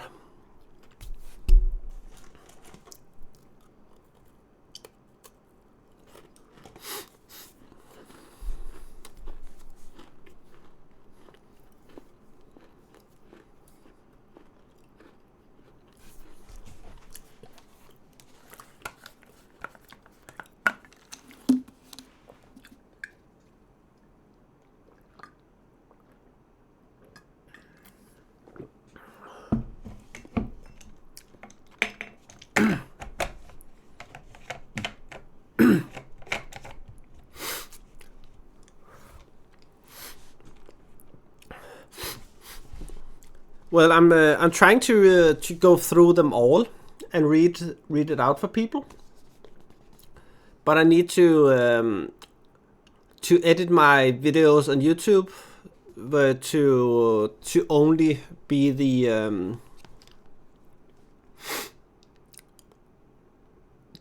the story.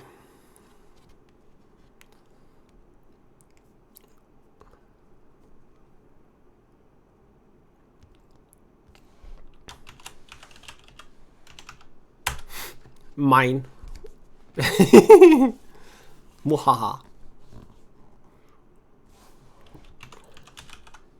Let's see if I can.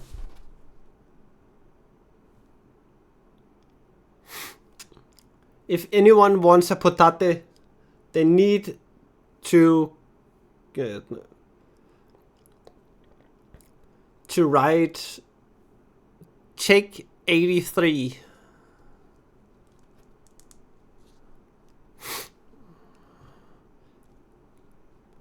And now Mr. Thard got a potate. Yay!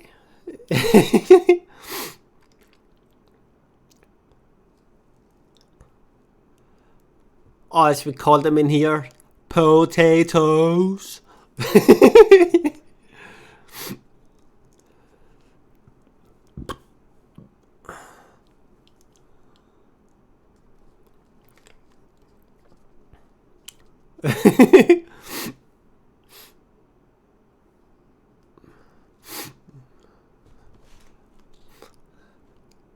Type take 81 to get your own potate. And today nobody have hit the bush today. Very nice, Earthling. You got your own potate.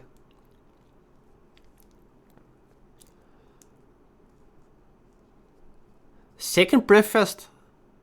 That is long gone now.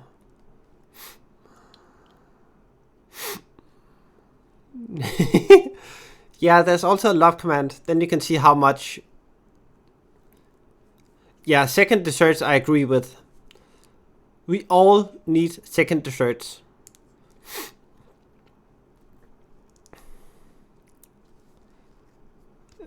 Unfortunately, have been claimed, Jassy.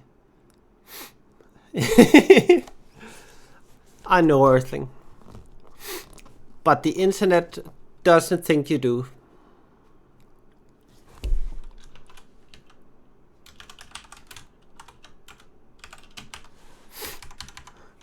And here we have the best emote. The bungasm.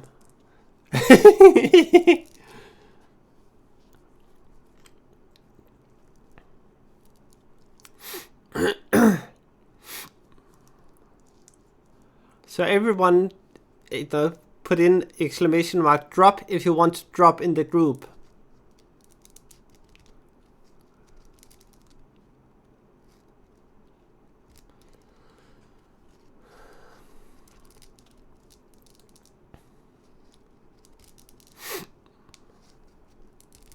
And we are going.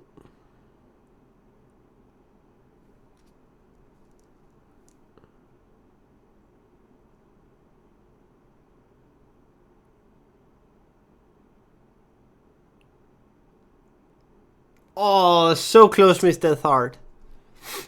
But still not enough. And from that, we go back to reading.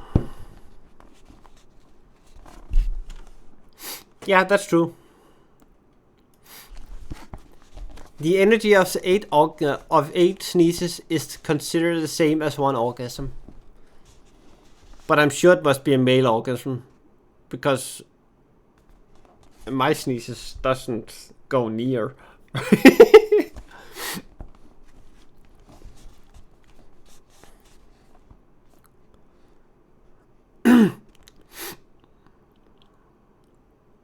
Maybe, who knows? Well, that was years ago. I have paid for it since, with many dark and dangerous days.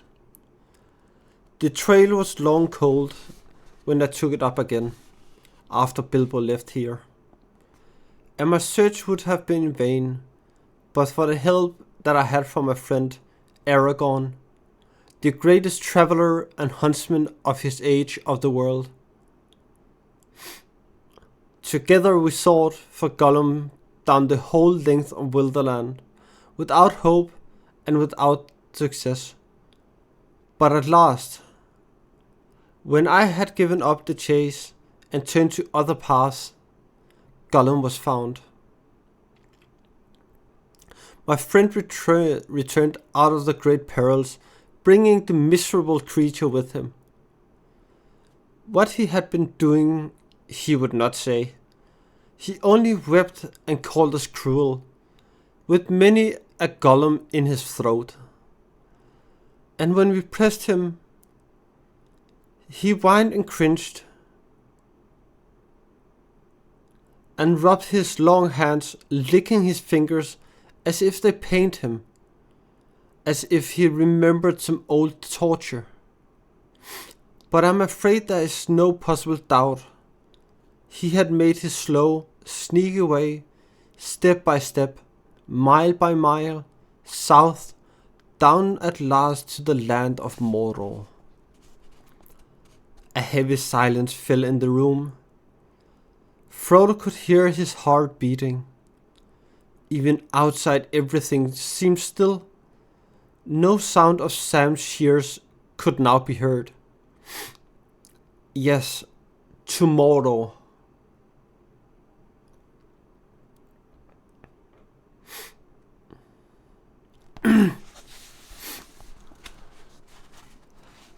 Earthling, can you please return the points to Mr. Thard?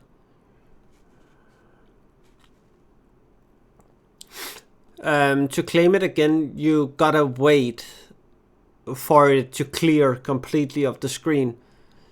And then I think it's 30 seconds more for it to drop again.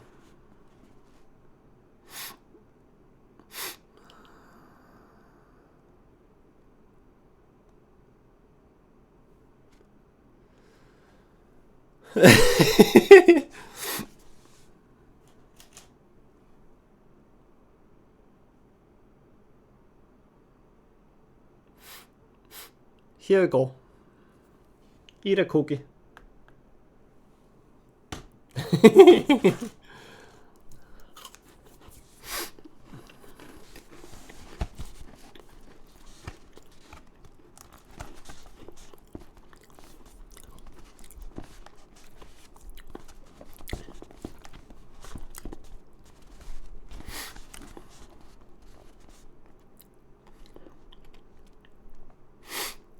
A heavy silence fell in the room. Frodo could hear his heart beating. Even outside, everything seemed still. No sound of Sam's shears could now be heard. Yes to Mordor, said Gandalf. Alas, Mordor draws all wicked things. And the Dark Power was spending all its will to gather them there. The ring of the enemy would leave its mark too, leave him open to the summons. And all folk were whispering then of the new shadow in the south, and his hatred of the west. There were his fine new friends, who would help him in his revenge. Wretched fool! In that land he would learn much, too much for his comfort. And sooner or later, as he lurked and pried on the borders, he would be caught and taken for examination. That was the way of it, I fear. When he was found, he had already been there long, and was on his way back on some errand of mischief. But that does not matter much now. His worst mischief was done. Yes, alas. Through him the enemy has learned that the One has been found again. He knows where Isildur fell. He knows where Gollum found his ring. He knows that it is a great ring, for it gave long life. He knows that it is not one of the three, for they have never been lost, and they endure no evil. He knows that it is not one of the 7 or the 9, for they are accounted for. He knows that is the one. And he has last heard, I think, of hobbits and the Shire. The Shire, he may be seeking for it now, if he has not already found out where it lies. Indeed, Frodo, I fear that he... Thank you, Mr. Thart. Now you can try again. I fear that he may even think that the long unnoticed name of Baggins has become important.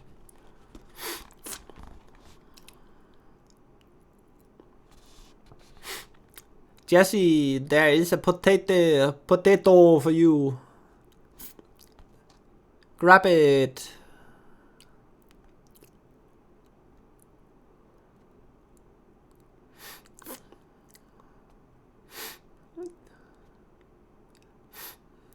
Go grab it before Miss Deathheart takes it.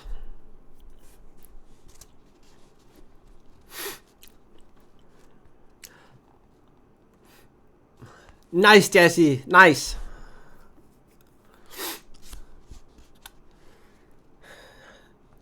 So yeah, everything. I checked my posture and it's shit.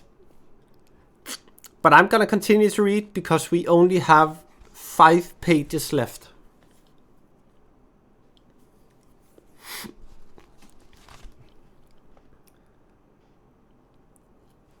Nice, Mr. Thart. A 73.97. Landed firmly in the bush and hide like a little bunny.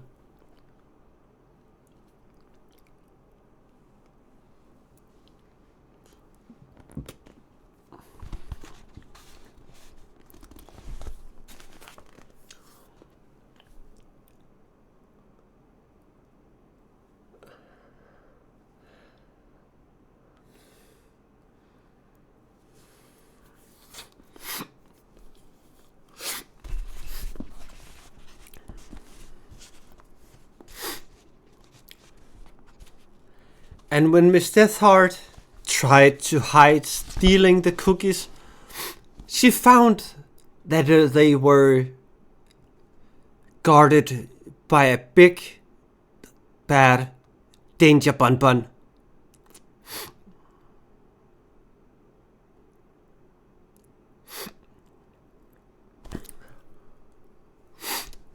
And what would you do, Mr. Thard? The danger bun bun haven't seen you yet.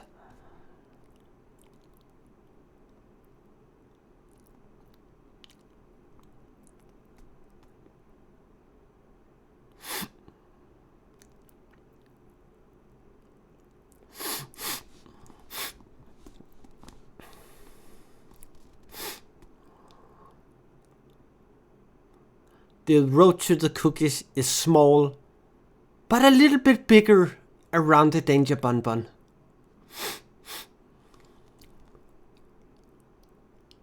So what is your intent, Mr. Thard?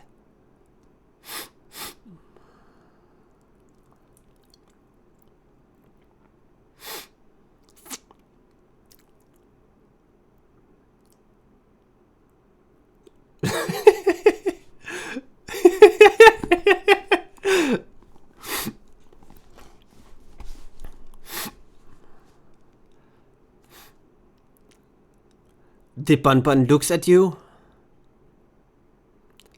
and says, "You are small, young bun. Here, now I'm gonna stuff your face with a cookie."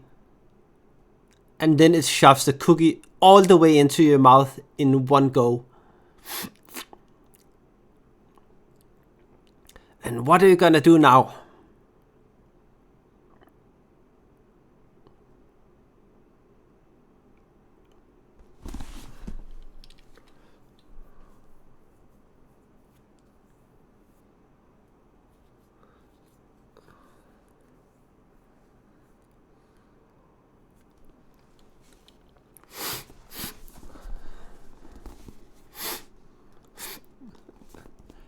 The danger bun bun looks at you, shakes its head, and tells you to never come again. It might go differently another time.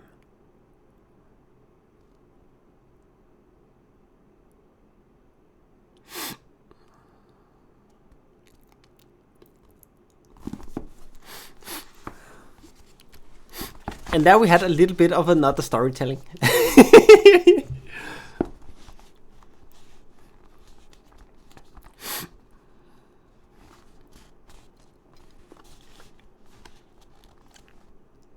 Thank you.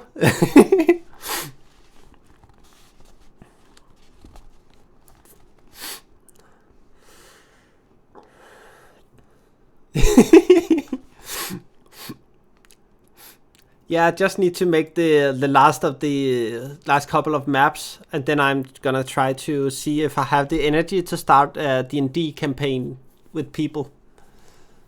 But we will see how much I will get to do.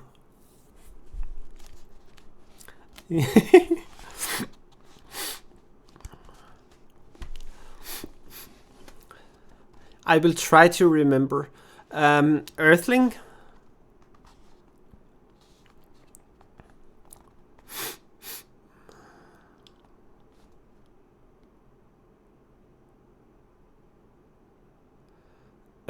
In the forum where we have all the suggestions, can you make a post called D&D and then write inside of it that Miss Deathheart would like to join when I'm done with the campaign?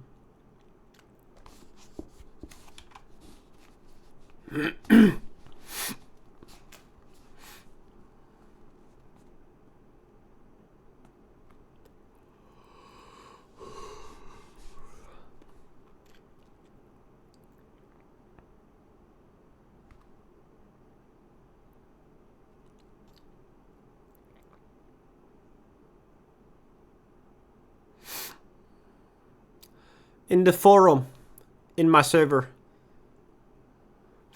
make another post and write within that post that Miss Deathheart want to join again.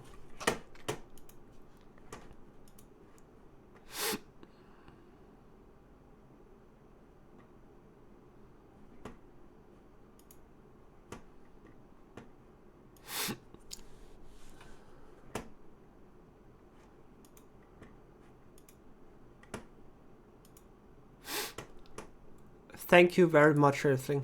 I appreciate it very much.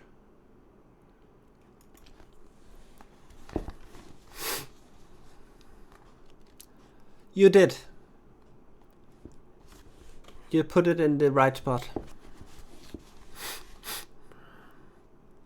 So you can actually hit the right spot. Not many men can do that.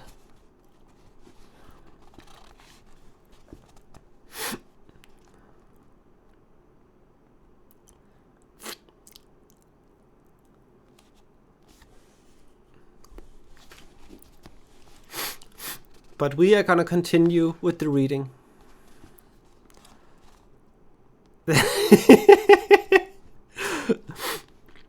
But this is terrible, cried Frodo. Far worse than the worst that I imagine from your hints and warnings. Oh Gandalf, best of friends, what am I to do? For now I'm really afraid. What am I to do? What a pity that Bilbo did not stab that vile creature when he had a chance. Pity? It was pity that stayed his hand. Pity and mercy. Not to strike without need. And he has been well rewarded, Frodo. Be sure that he took so little hurt from the evil and escaped in the end. Because he began his ownership of the ring with pity. I'm sorry, said Frodo, but I'm frightened, and I do not feel any pity for Gollum. You have not seen him, Gandalf broke in. No, and I don't want to, said Frodo.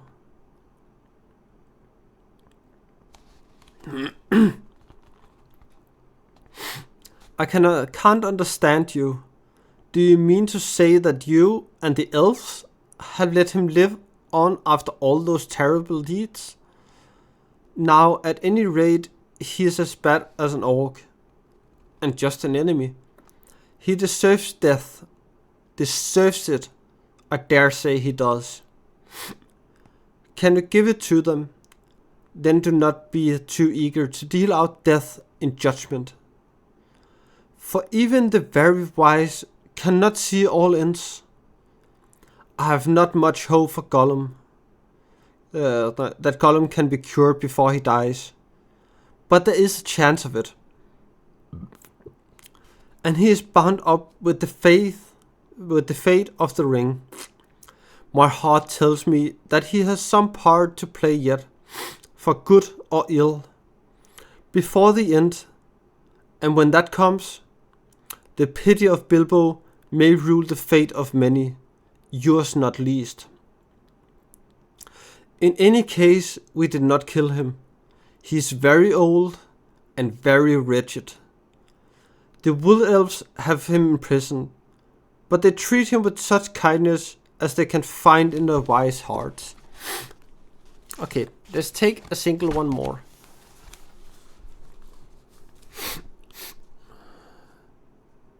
So Jazzy says, I approached Bun Bun with a very freshly baked, gooey chocolate chip cupcake, holding out the cupcake as a peace offering.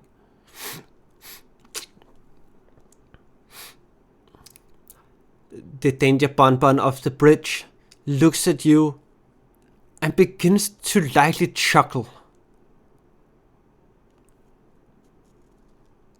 The danger Bun Bun asks you,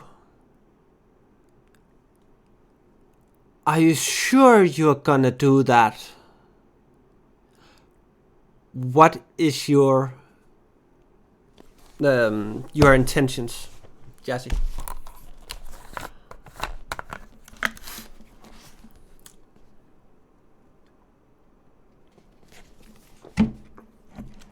Thank you, Anita.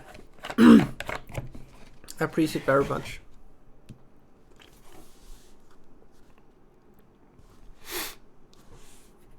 I kinda needed that.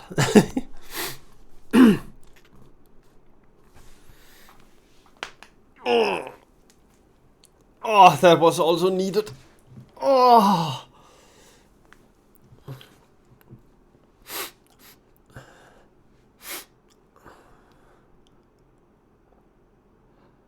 So, Jassy, what is your reply to the danger bonbon?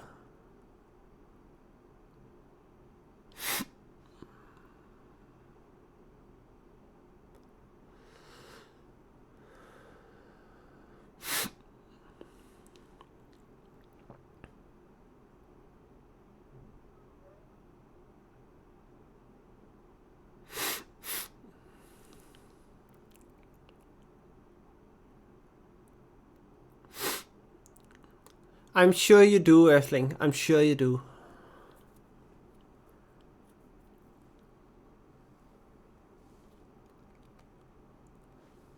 Hi, Kenshika.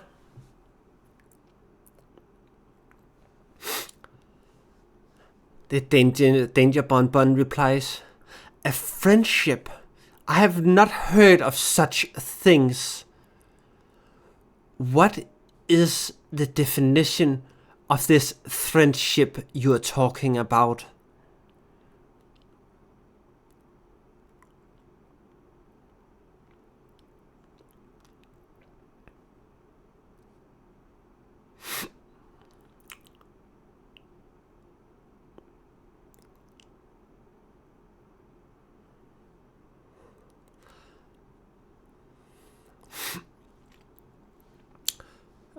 Earthling, in the redeem section, can you put in D&D interaction?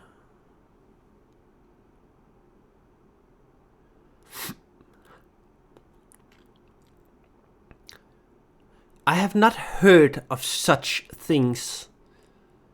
What are friends? I have been here for many centuries. Even before the last age began.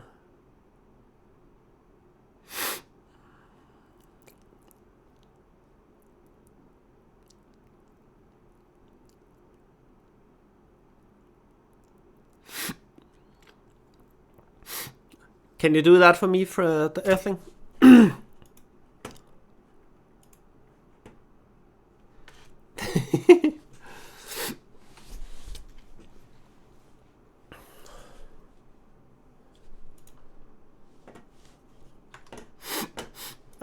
Can you make a little remark about what it is?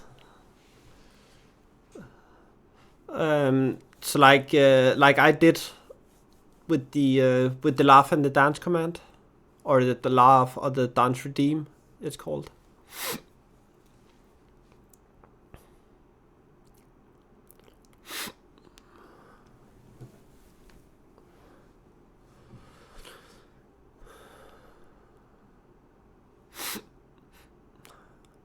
Thank you.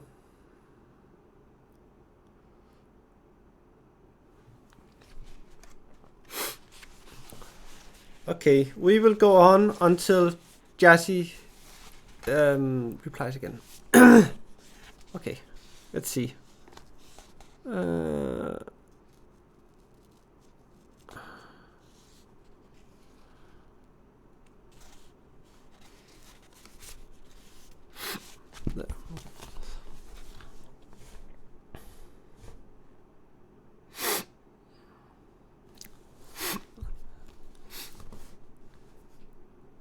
The danger bonbon goes over, looks at the cupcake, takes out its sword, and stabbed the cupcake. The bonbon was afraid that the cupcake would ruin its noble mission.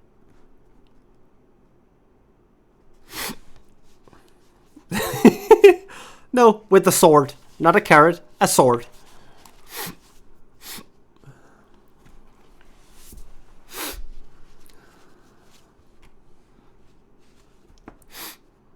Yeah, the handle can be a sword.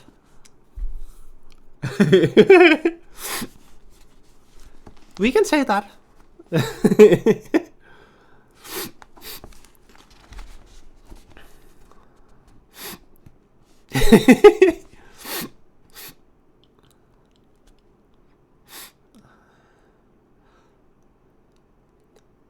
The danger Bonbon looks frightened on Earthling and grabs his shield and pushes Earthling away while it looks angry at Earthling. Because the danger Bonbon had never received such the love. And I'm gonna go back to the Lord of the Rings.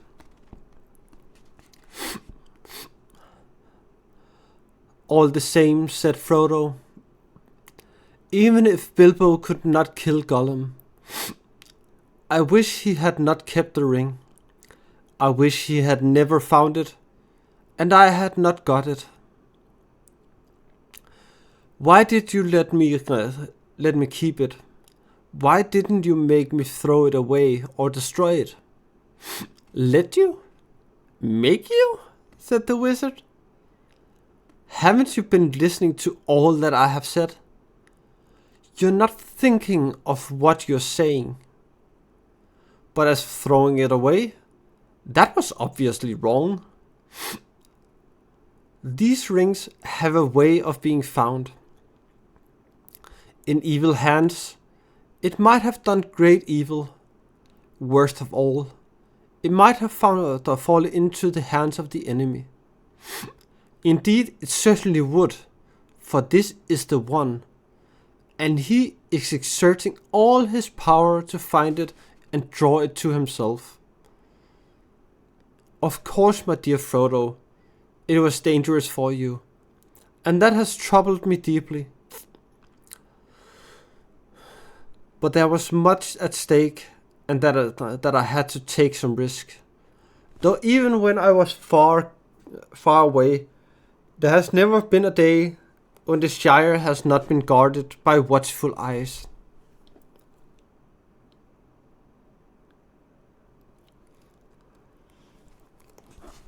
As long as you never used it, I did not think that the ring would have any lasting effect on you. Not for evil, not at any rate for a very long time. And you must remember that 9 years ago, when I last saw you, I still knew little for certain. But why not destroy it? As you say should have been done long ago, cried Frodo again. If you had warned me, or even sent me a message, I would have done away with it. Would you? How would you do that? Have you ever tried? No. But I suppose one could hammer it or melt it. Try, said Gandalf. Try now. Fucking dumb hobbit. Oh lord. Have a nice rest, Sika. I hope they sleep well. It's not normal for me to go this long. But have a nice sleep. I really appreciate you being here.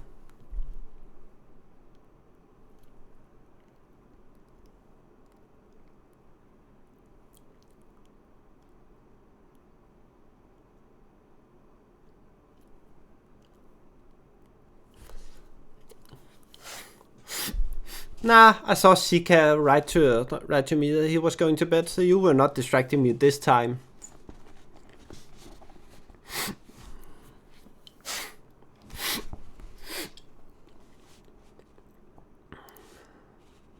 Oh yeah, today you are really distracting me. If not, I would have been done like 40 minutes ago. Frodo drew the ring out of his pocket again and looked at it. It now appeared plain and smooth, without mark or device that he could see. The gold looked very fair and pure. Frodo thought how rich and beautiful was its color, how perfect was its roundness. It was an admirable thing, and altogether precious. It was an admirable thing, and altogether precious. When he took it out, he had intended to fling it further from him into the very hottest part of the fire. But he found now that he could not do so, not without a great struggle.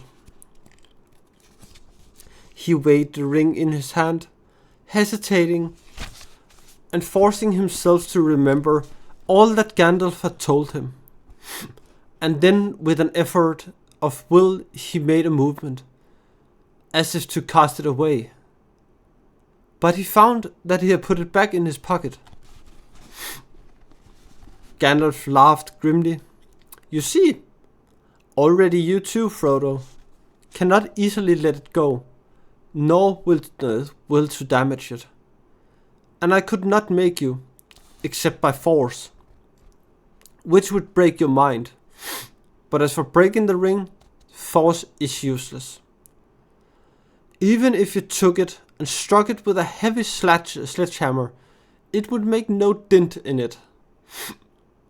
It cannot be unmade by your hands or by mine.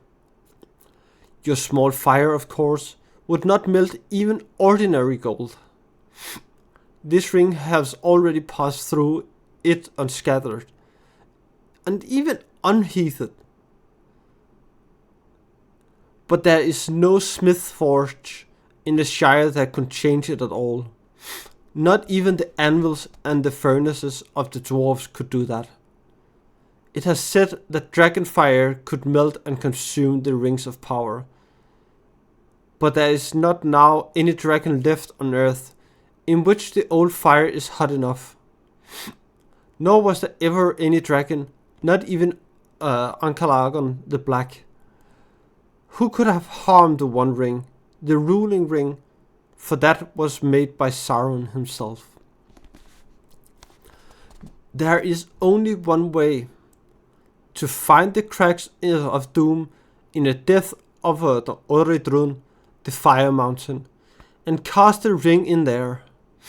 If we really wish to destroy it, to put it beyond the grasp of the enemy forever. I do really wish to destroy it, cried Frodo. Or well, to have it destroyed. I am not made for perilous quests. I wish I have never seen the ring. Why did it come to me? Why was I chosen?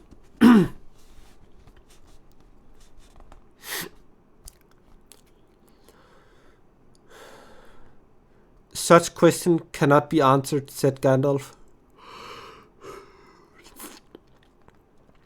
You may be sure that it is not for any merit that others do not possess, not for power or wisdom at any rate. But you have been chosen, and you must therefore use such strength and heart and wits as you have. But I have so little of any of these things. You are wise and powerful. Will it not take the ring? No, cried Gandalf, springing to his feet. With that power, I should have power too great and terrible, and over me the ring would gain a power still greater and more deadly. His eyes flashed, and his face was lit as by a fire within. Do not tempt me, for I do not wish to become like the Dark Lord himself. Yet the way of the ring to my heart is by pity, pity for weakness and the desire of strength to do good. Do not tempt me. I dare not take it, not even to keep it safe, unused. Not the Dark Lord. The Dark Lord. For fuck's sake, Miss Deathheart.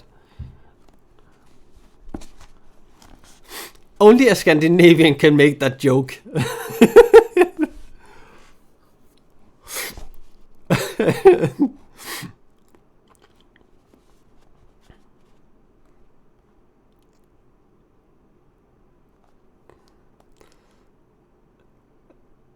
Yeah, it means the same in Norwegian as it does in Danish.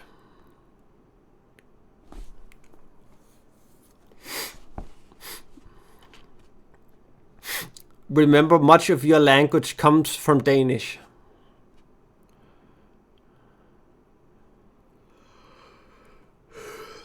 It means poo. Like taking a dump.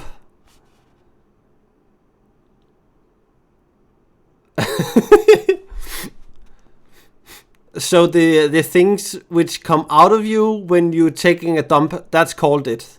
That's called that.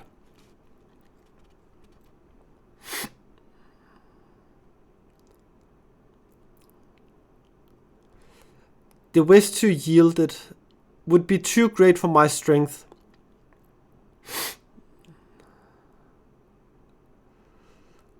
I shall have such need of it. Great perils lie before me. He went to the window and drew aside the curtains and the shutters. Sunlight streamed back into the room. Sam passed along the path outside. And now, said the wizard, turning back to Frodo, the decision lies with you, but I will always help you. He laid his hand on Frodo's shoulder. I will help you bear this burden, as long as it's yours to bear. But we must do something soon. The enemy is moving. There was a long silence. Gandalf sat down again and puffed at his pipe, as if lost in thought.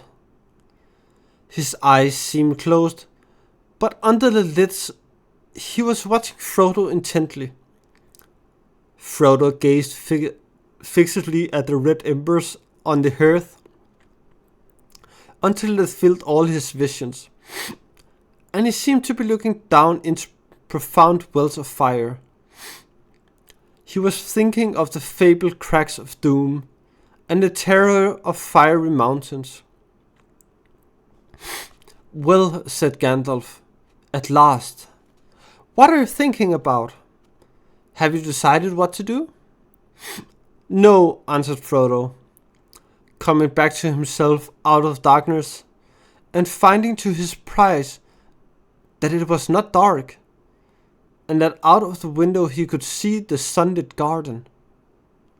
Or perhaps, yes, as far as I understand what you have said, I suppose I must keep the ring and guard it, at least for the present, whatever it may do to me. Whatever it may do, it will be slow to evil, if you keep it with that purpose, said Gandalf.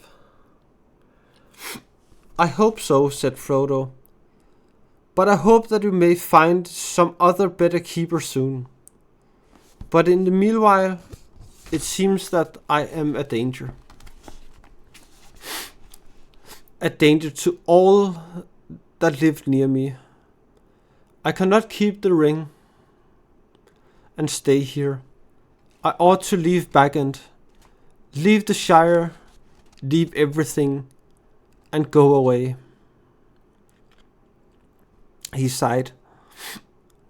I should like to save the Shire if I could, though there have been times when I thought the inhabitants too stupid and dull for words, and have felt that an earthquake or an invasion of dragons might be good for them. But I don't feel like that now. I feel that as long as the Shire lies behind, safe and comfortable, I shall find wandering more bearable. I shall know that somewhere there is a firm foothold, even if my feet cannot stand there again. Of course, I have sometimes thought of going away, but I imagine that as a kind of holiday, a series of adventures like Bilbo's or better, ending in peace.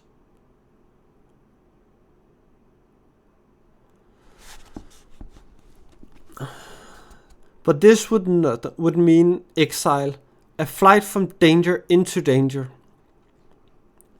drawing it after me. And I suppose I must go alone, if I am to do that and save the Shire. But I feel very small and very uprooted. and well, desperate.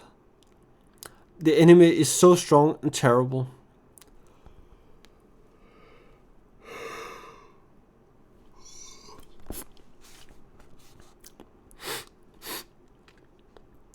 He did not tell Gandalf, but as he was speaking, a great desire to follow Bilbo flamed up in his heart. To follow Bilbo, and even perhaps to find him again. It was so strong that it overcame his fear. He could almost have run out there and then down the road without his hat, as Bilbo had done on a similar morning long ago. "My dear Frodo," exclaimed Gandalf, "hobbits really are amazing creatures. As I have said before, you can learn all that there is to know about their ways in a month, and yet after 100 years, they can still surprise you out at a pinch.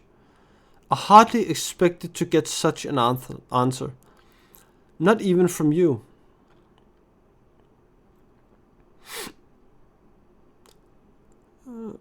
But Bilbo made no mistake in choosing his heir, though he little thought how important it would prove. "I am afraid you are right. The ring will not be able to stay hidden in the Shire much longer. And for your own sake, as well as for others, you will have to go. And leave the name of Baggins behind you. That name will not be safe to have, outside the Shire or in the wild."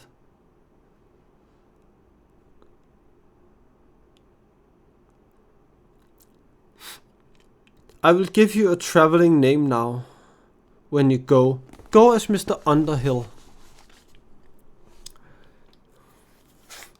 But I don't think you need to go alone. Not if you know of anyone you can trust or who would be willing to go by unknown perils. But if you look for a companion, be careful in choosing. And be careful of what you say, even to your closest friends. The enemy has many spies and many ways of hearing." Suddenly he stopped as if listening.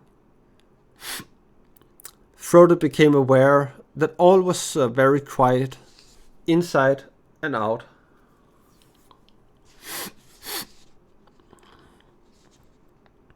Gandalf crept to one side of the window. Then with a dart he sprang into the sill, thrust a long arm out and downwards. There was a squawk, and up came Sam Gamgee's curly head, hauled by one ear. Well, bless my beard," said Gandalf. "Sam Gamgee is it? Now what may you been doing?" "Lord bless you, Mr. Gandalf, sir," said Sam. "Nothing. Leastways, I was just trimming the grass borders under the window, if you follow me."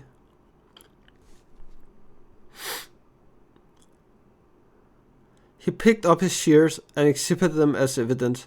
"I don't," said Gandalf grimly. "It is some time since I have last heard the sound of your shears." "How long have you been eavesdropping?" "Eavesdropping, sir? I don't follow you." Begging your pardon?" "There ain't no eaves a backend, and that's a fact." "Don't be a fool. What have you heard? And why did you listen?" Gandalf's eyes flashed, and his brows stuck out like bristles. "Mr. Frodo, sir," cried Sam, quaking. "Don't let him hurt me, sir. Don't let him turn me into something unnatural. My dad would take on so. I meant no harm, on my honor, sir." "He won't hurt you," said Frodo, hardly able to keep from laughing, although he himself was startled and rather puzzled. "Yeah, go do your laundry. We will soon be done with the story. I have like 1 page left."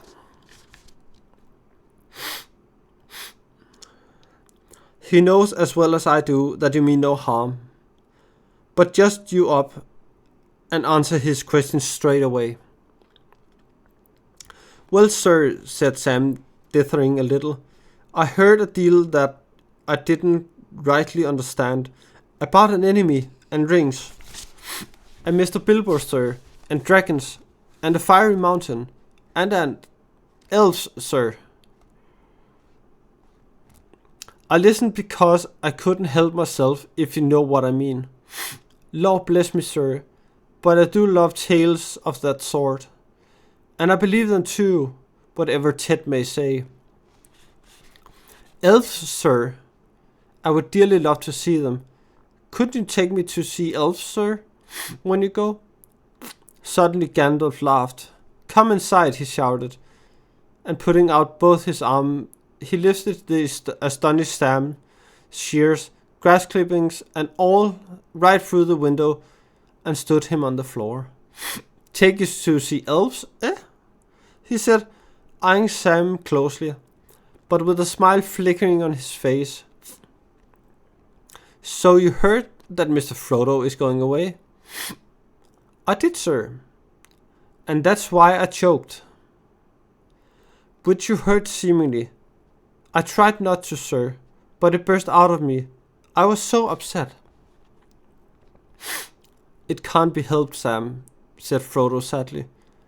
He had suddenly realized that flying from the Shire would mean more painful partings than merely saying farewell to the family comforts of Backend. I shall have to go. But, and here he looked hard at Sam, if you really care about me, you will keep that dead secret. See? If you don't, if you even breathe a word of what you have heard here, then I hope Gandalf will turn you into a spotted toad and fill the gardens full of grass snakes. Sam fell on his knees, trembling. Get up, Sam, said Gandalf. I have thought of something better than that. Something to shut your mouth and punish you properly for listening. You shall go away with Mr. Frodo. Me, sir? Cried Sam, springing up like a dog invited for a walk. Me go and see elves and all? Hooray! He shouted, and then burst into tears. Oh, sweet, sweet Sam. You have no clue what is coming for you.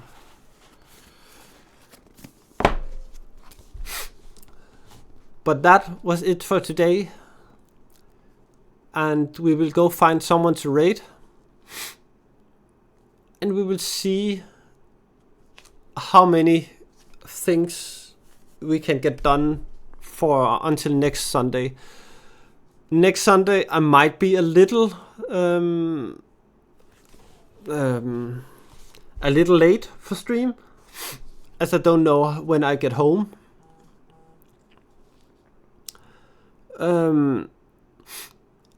But I will sure to be on next Sunday as well. It won't be as long as a stream as today, but we will be on next Sunday.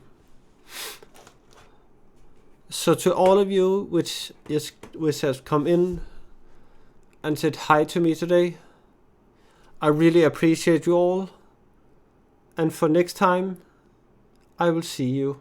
Have a lovely week, and I will see you next Sunday. Bye bye.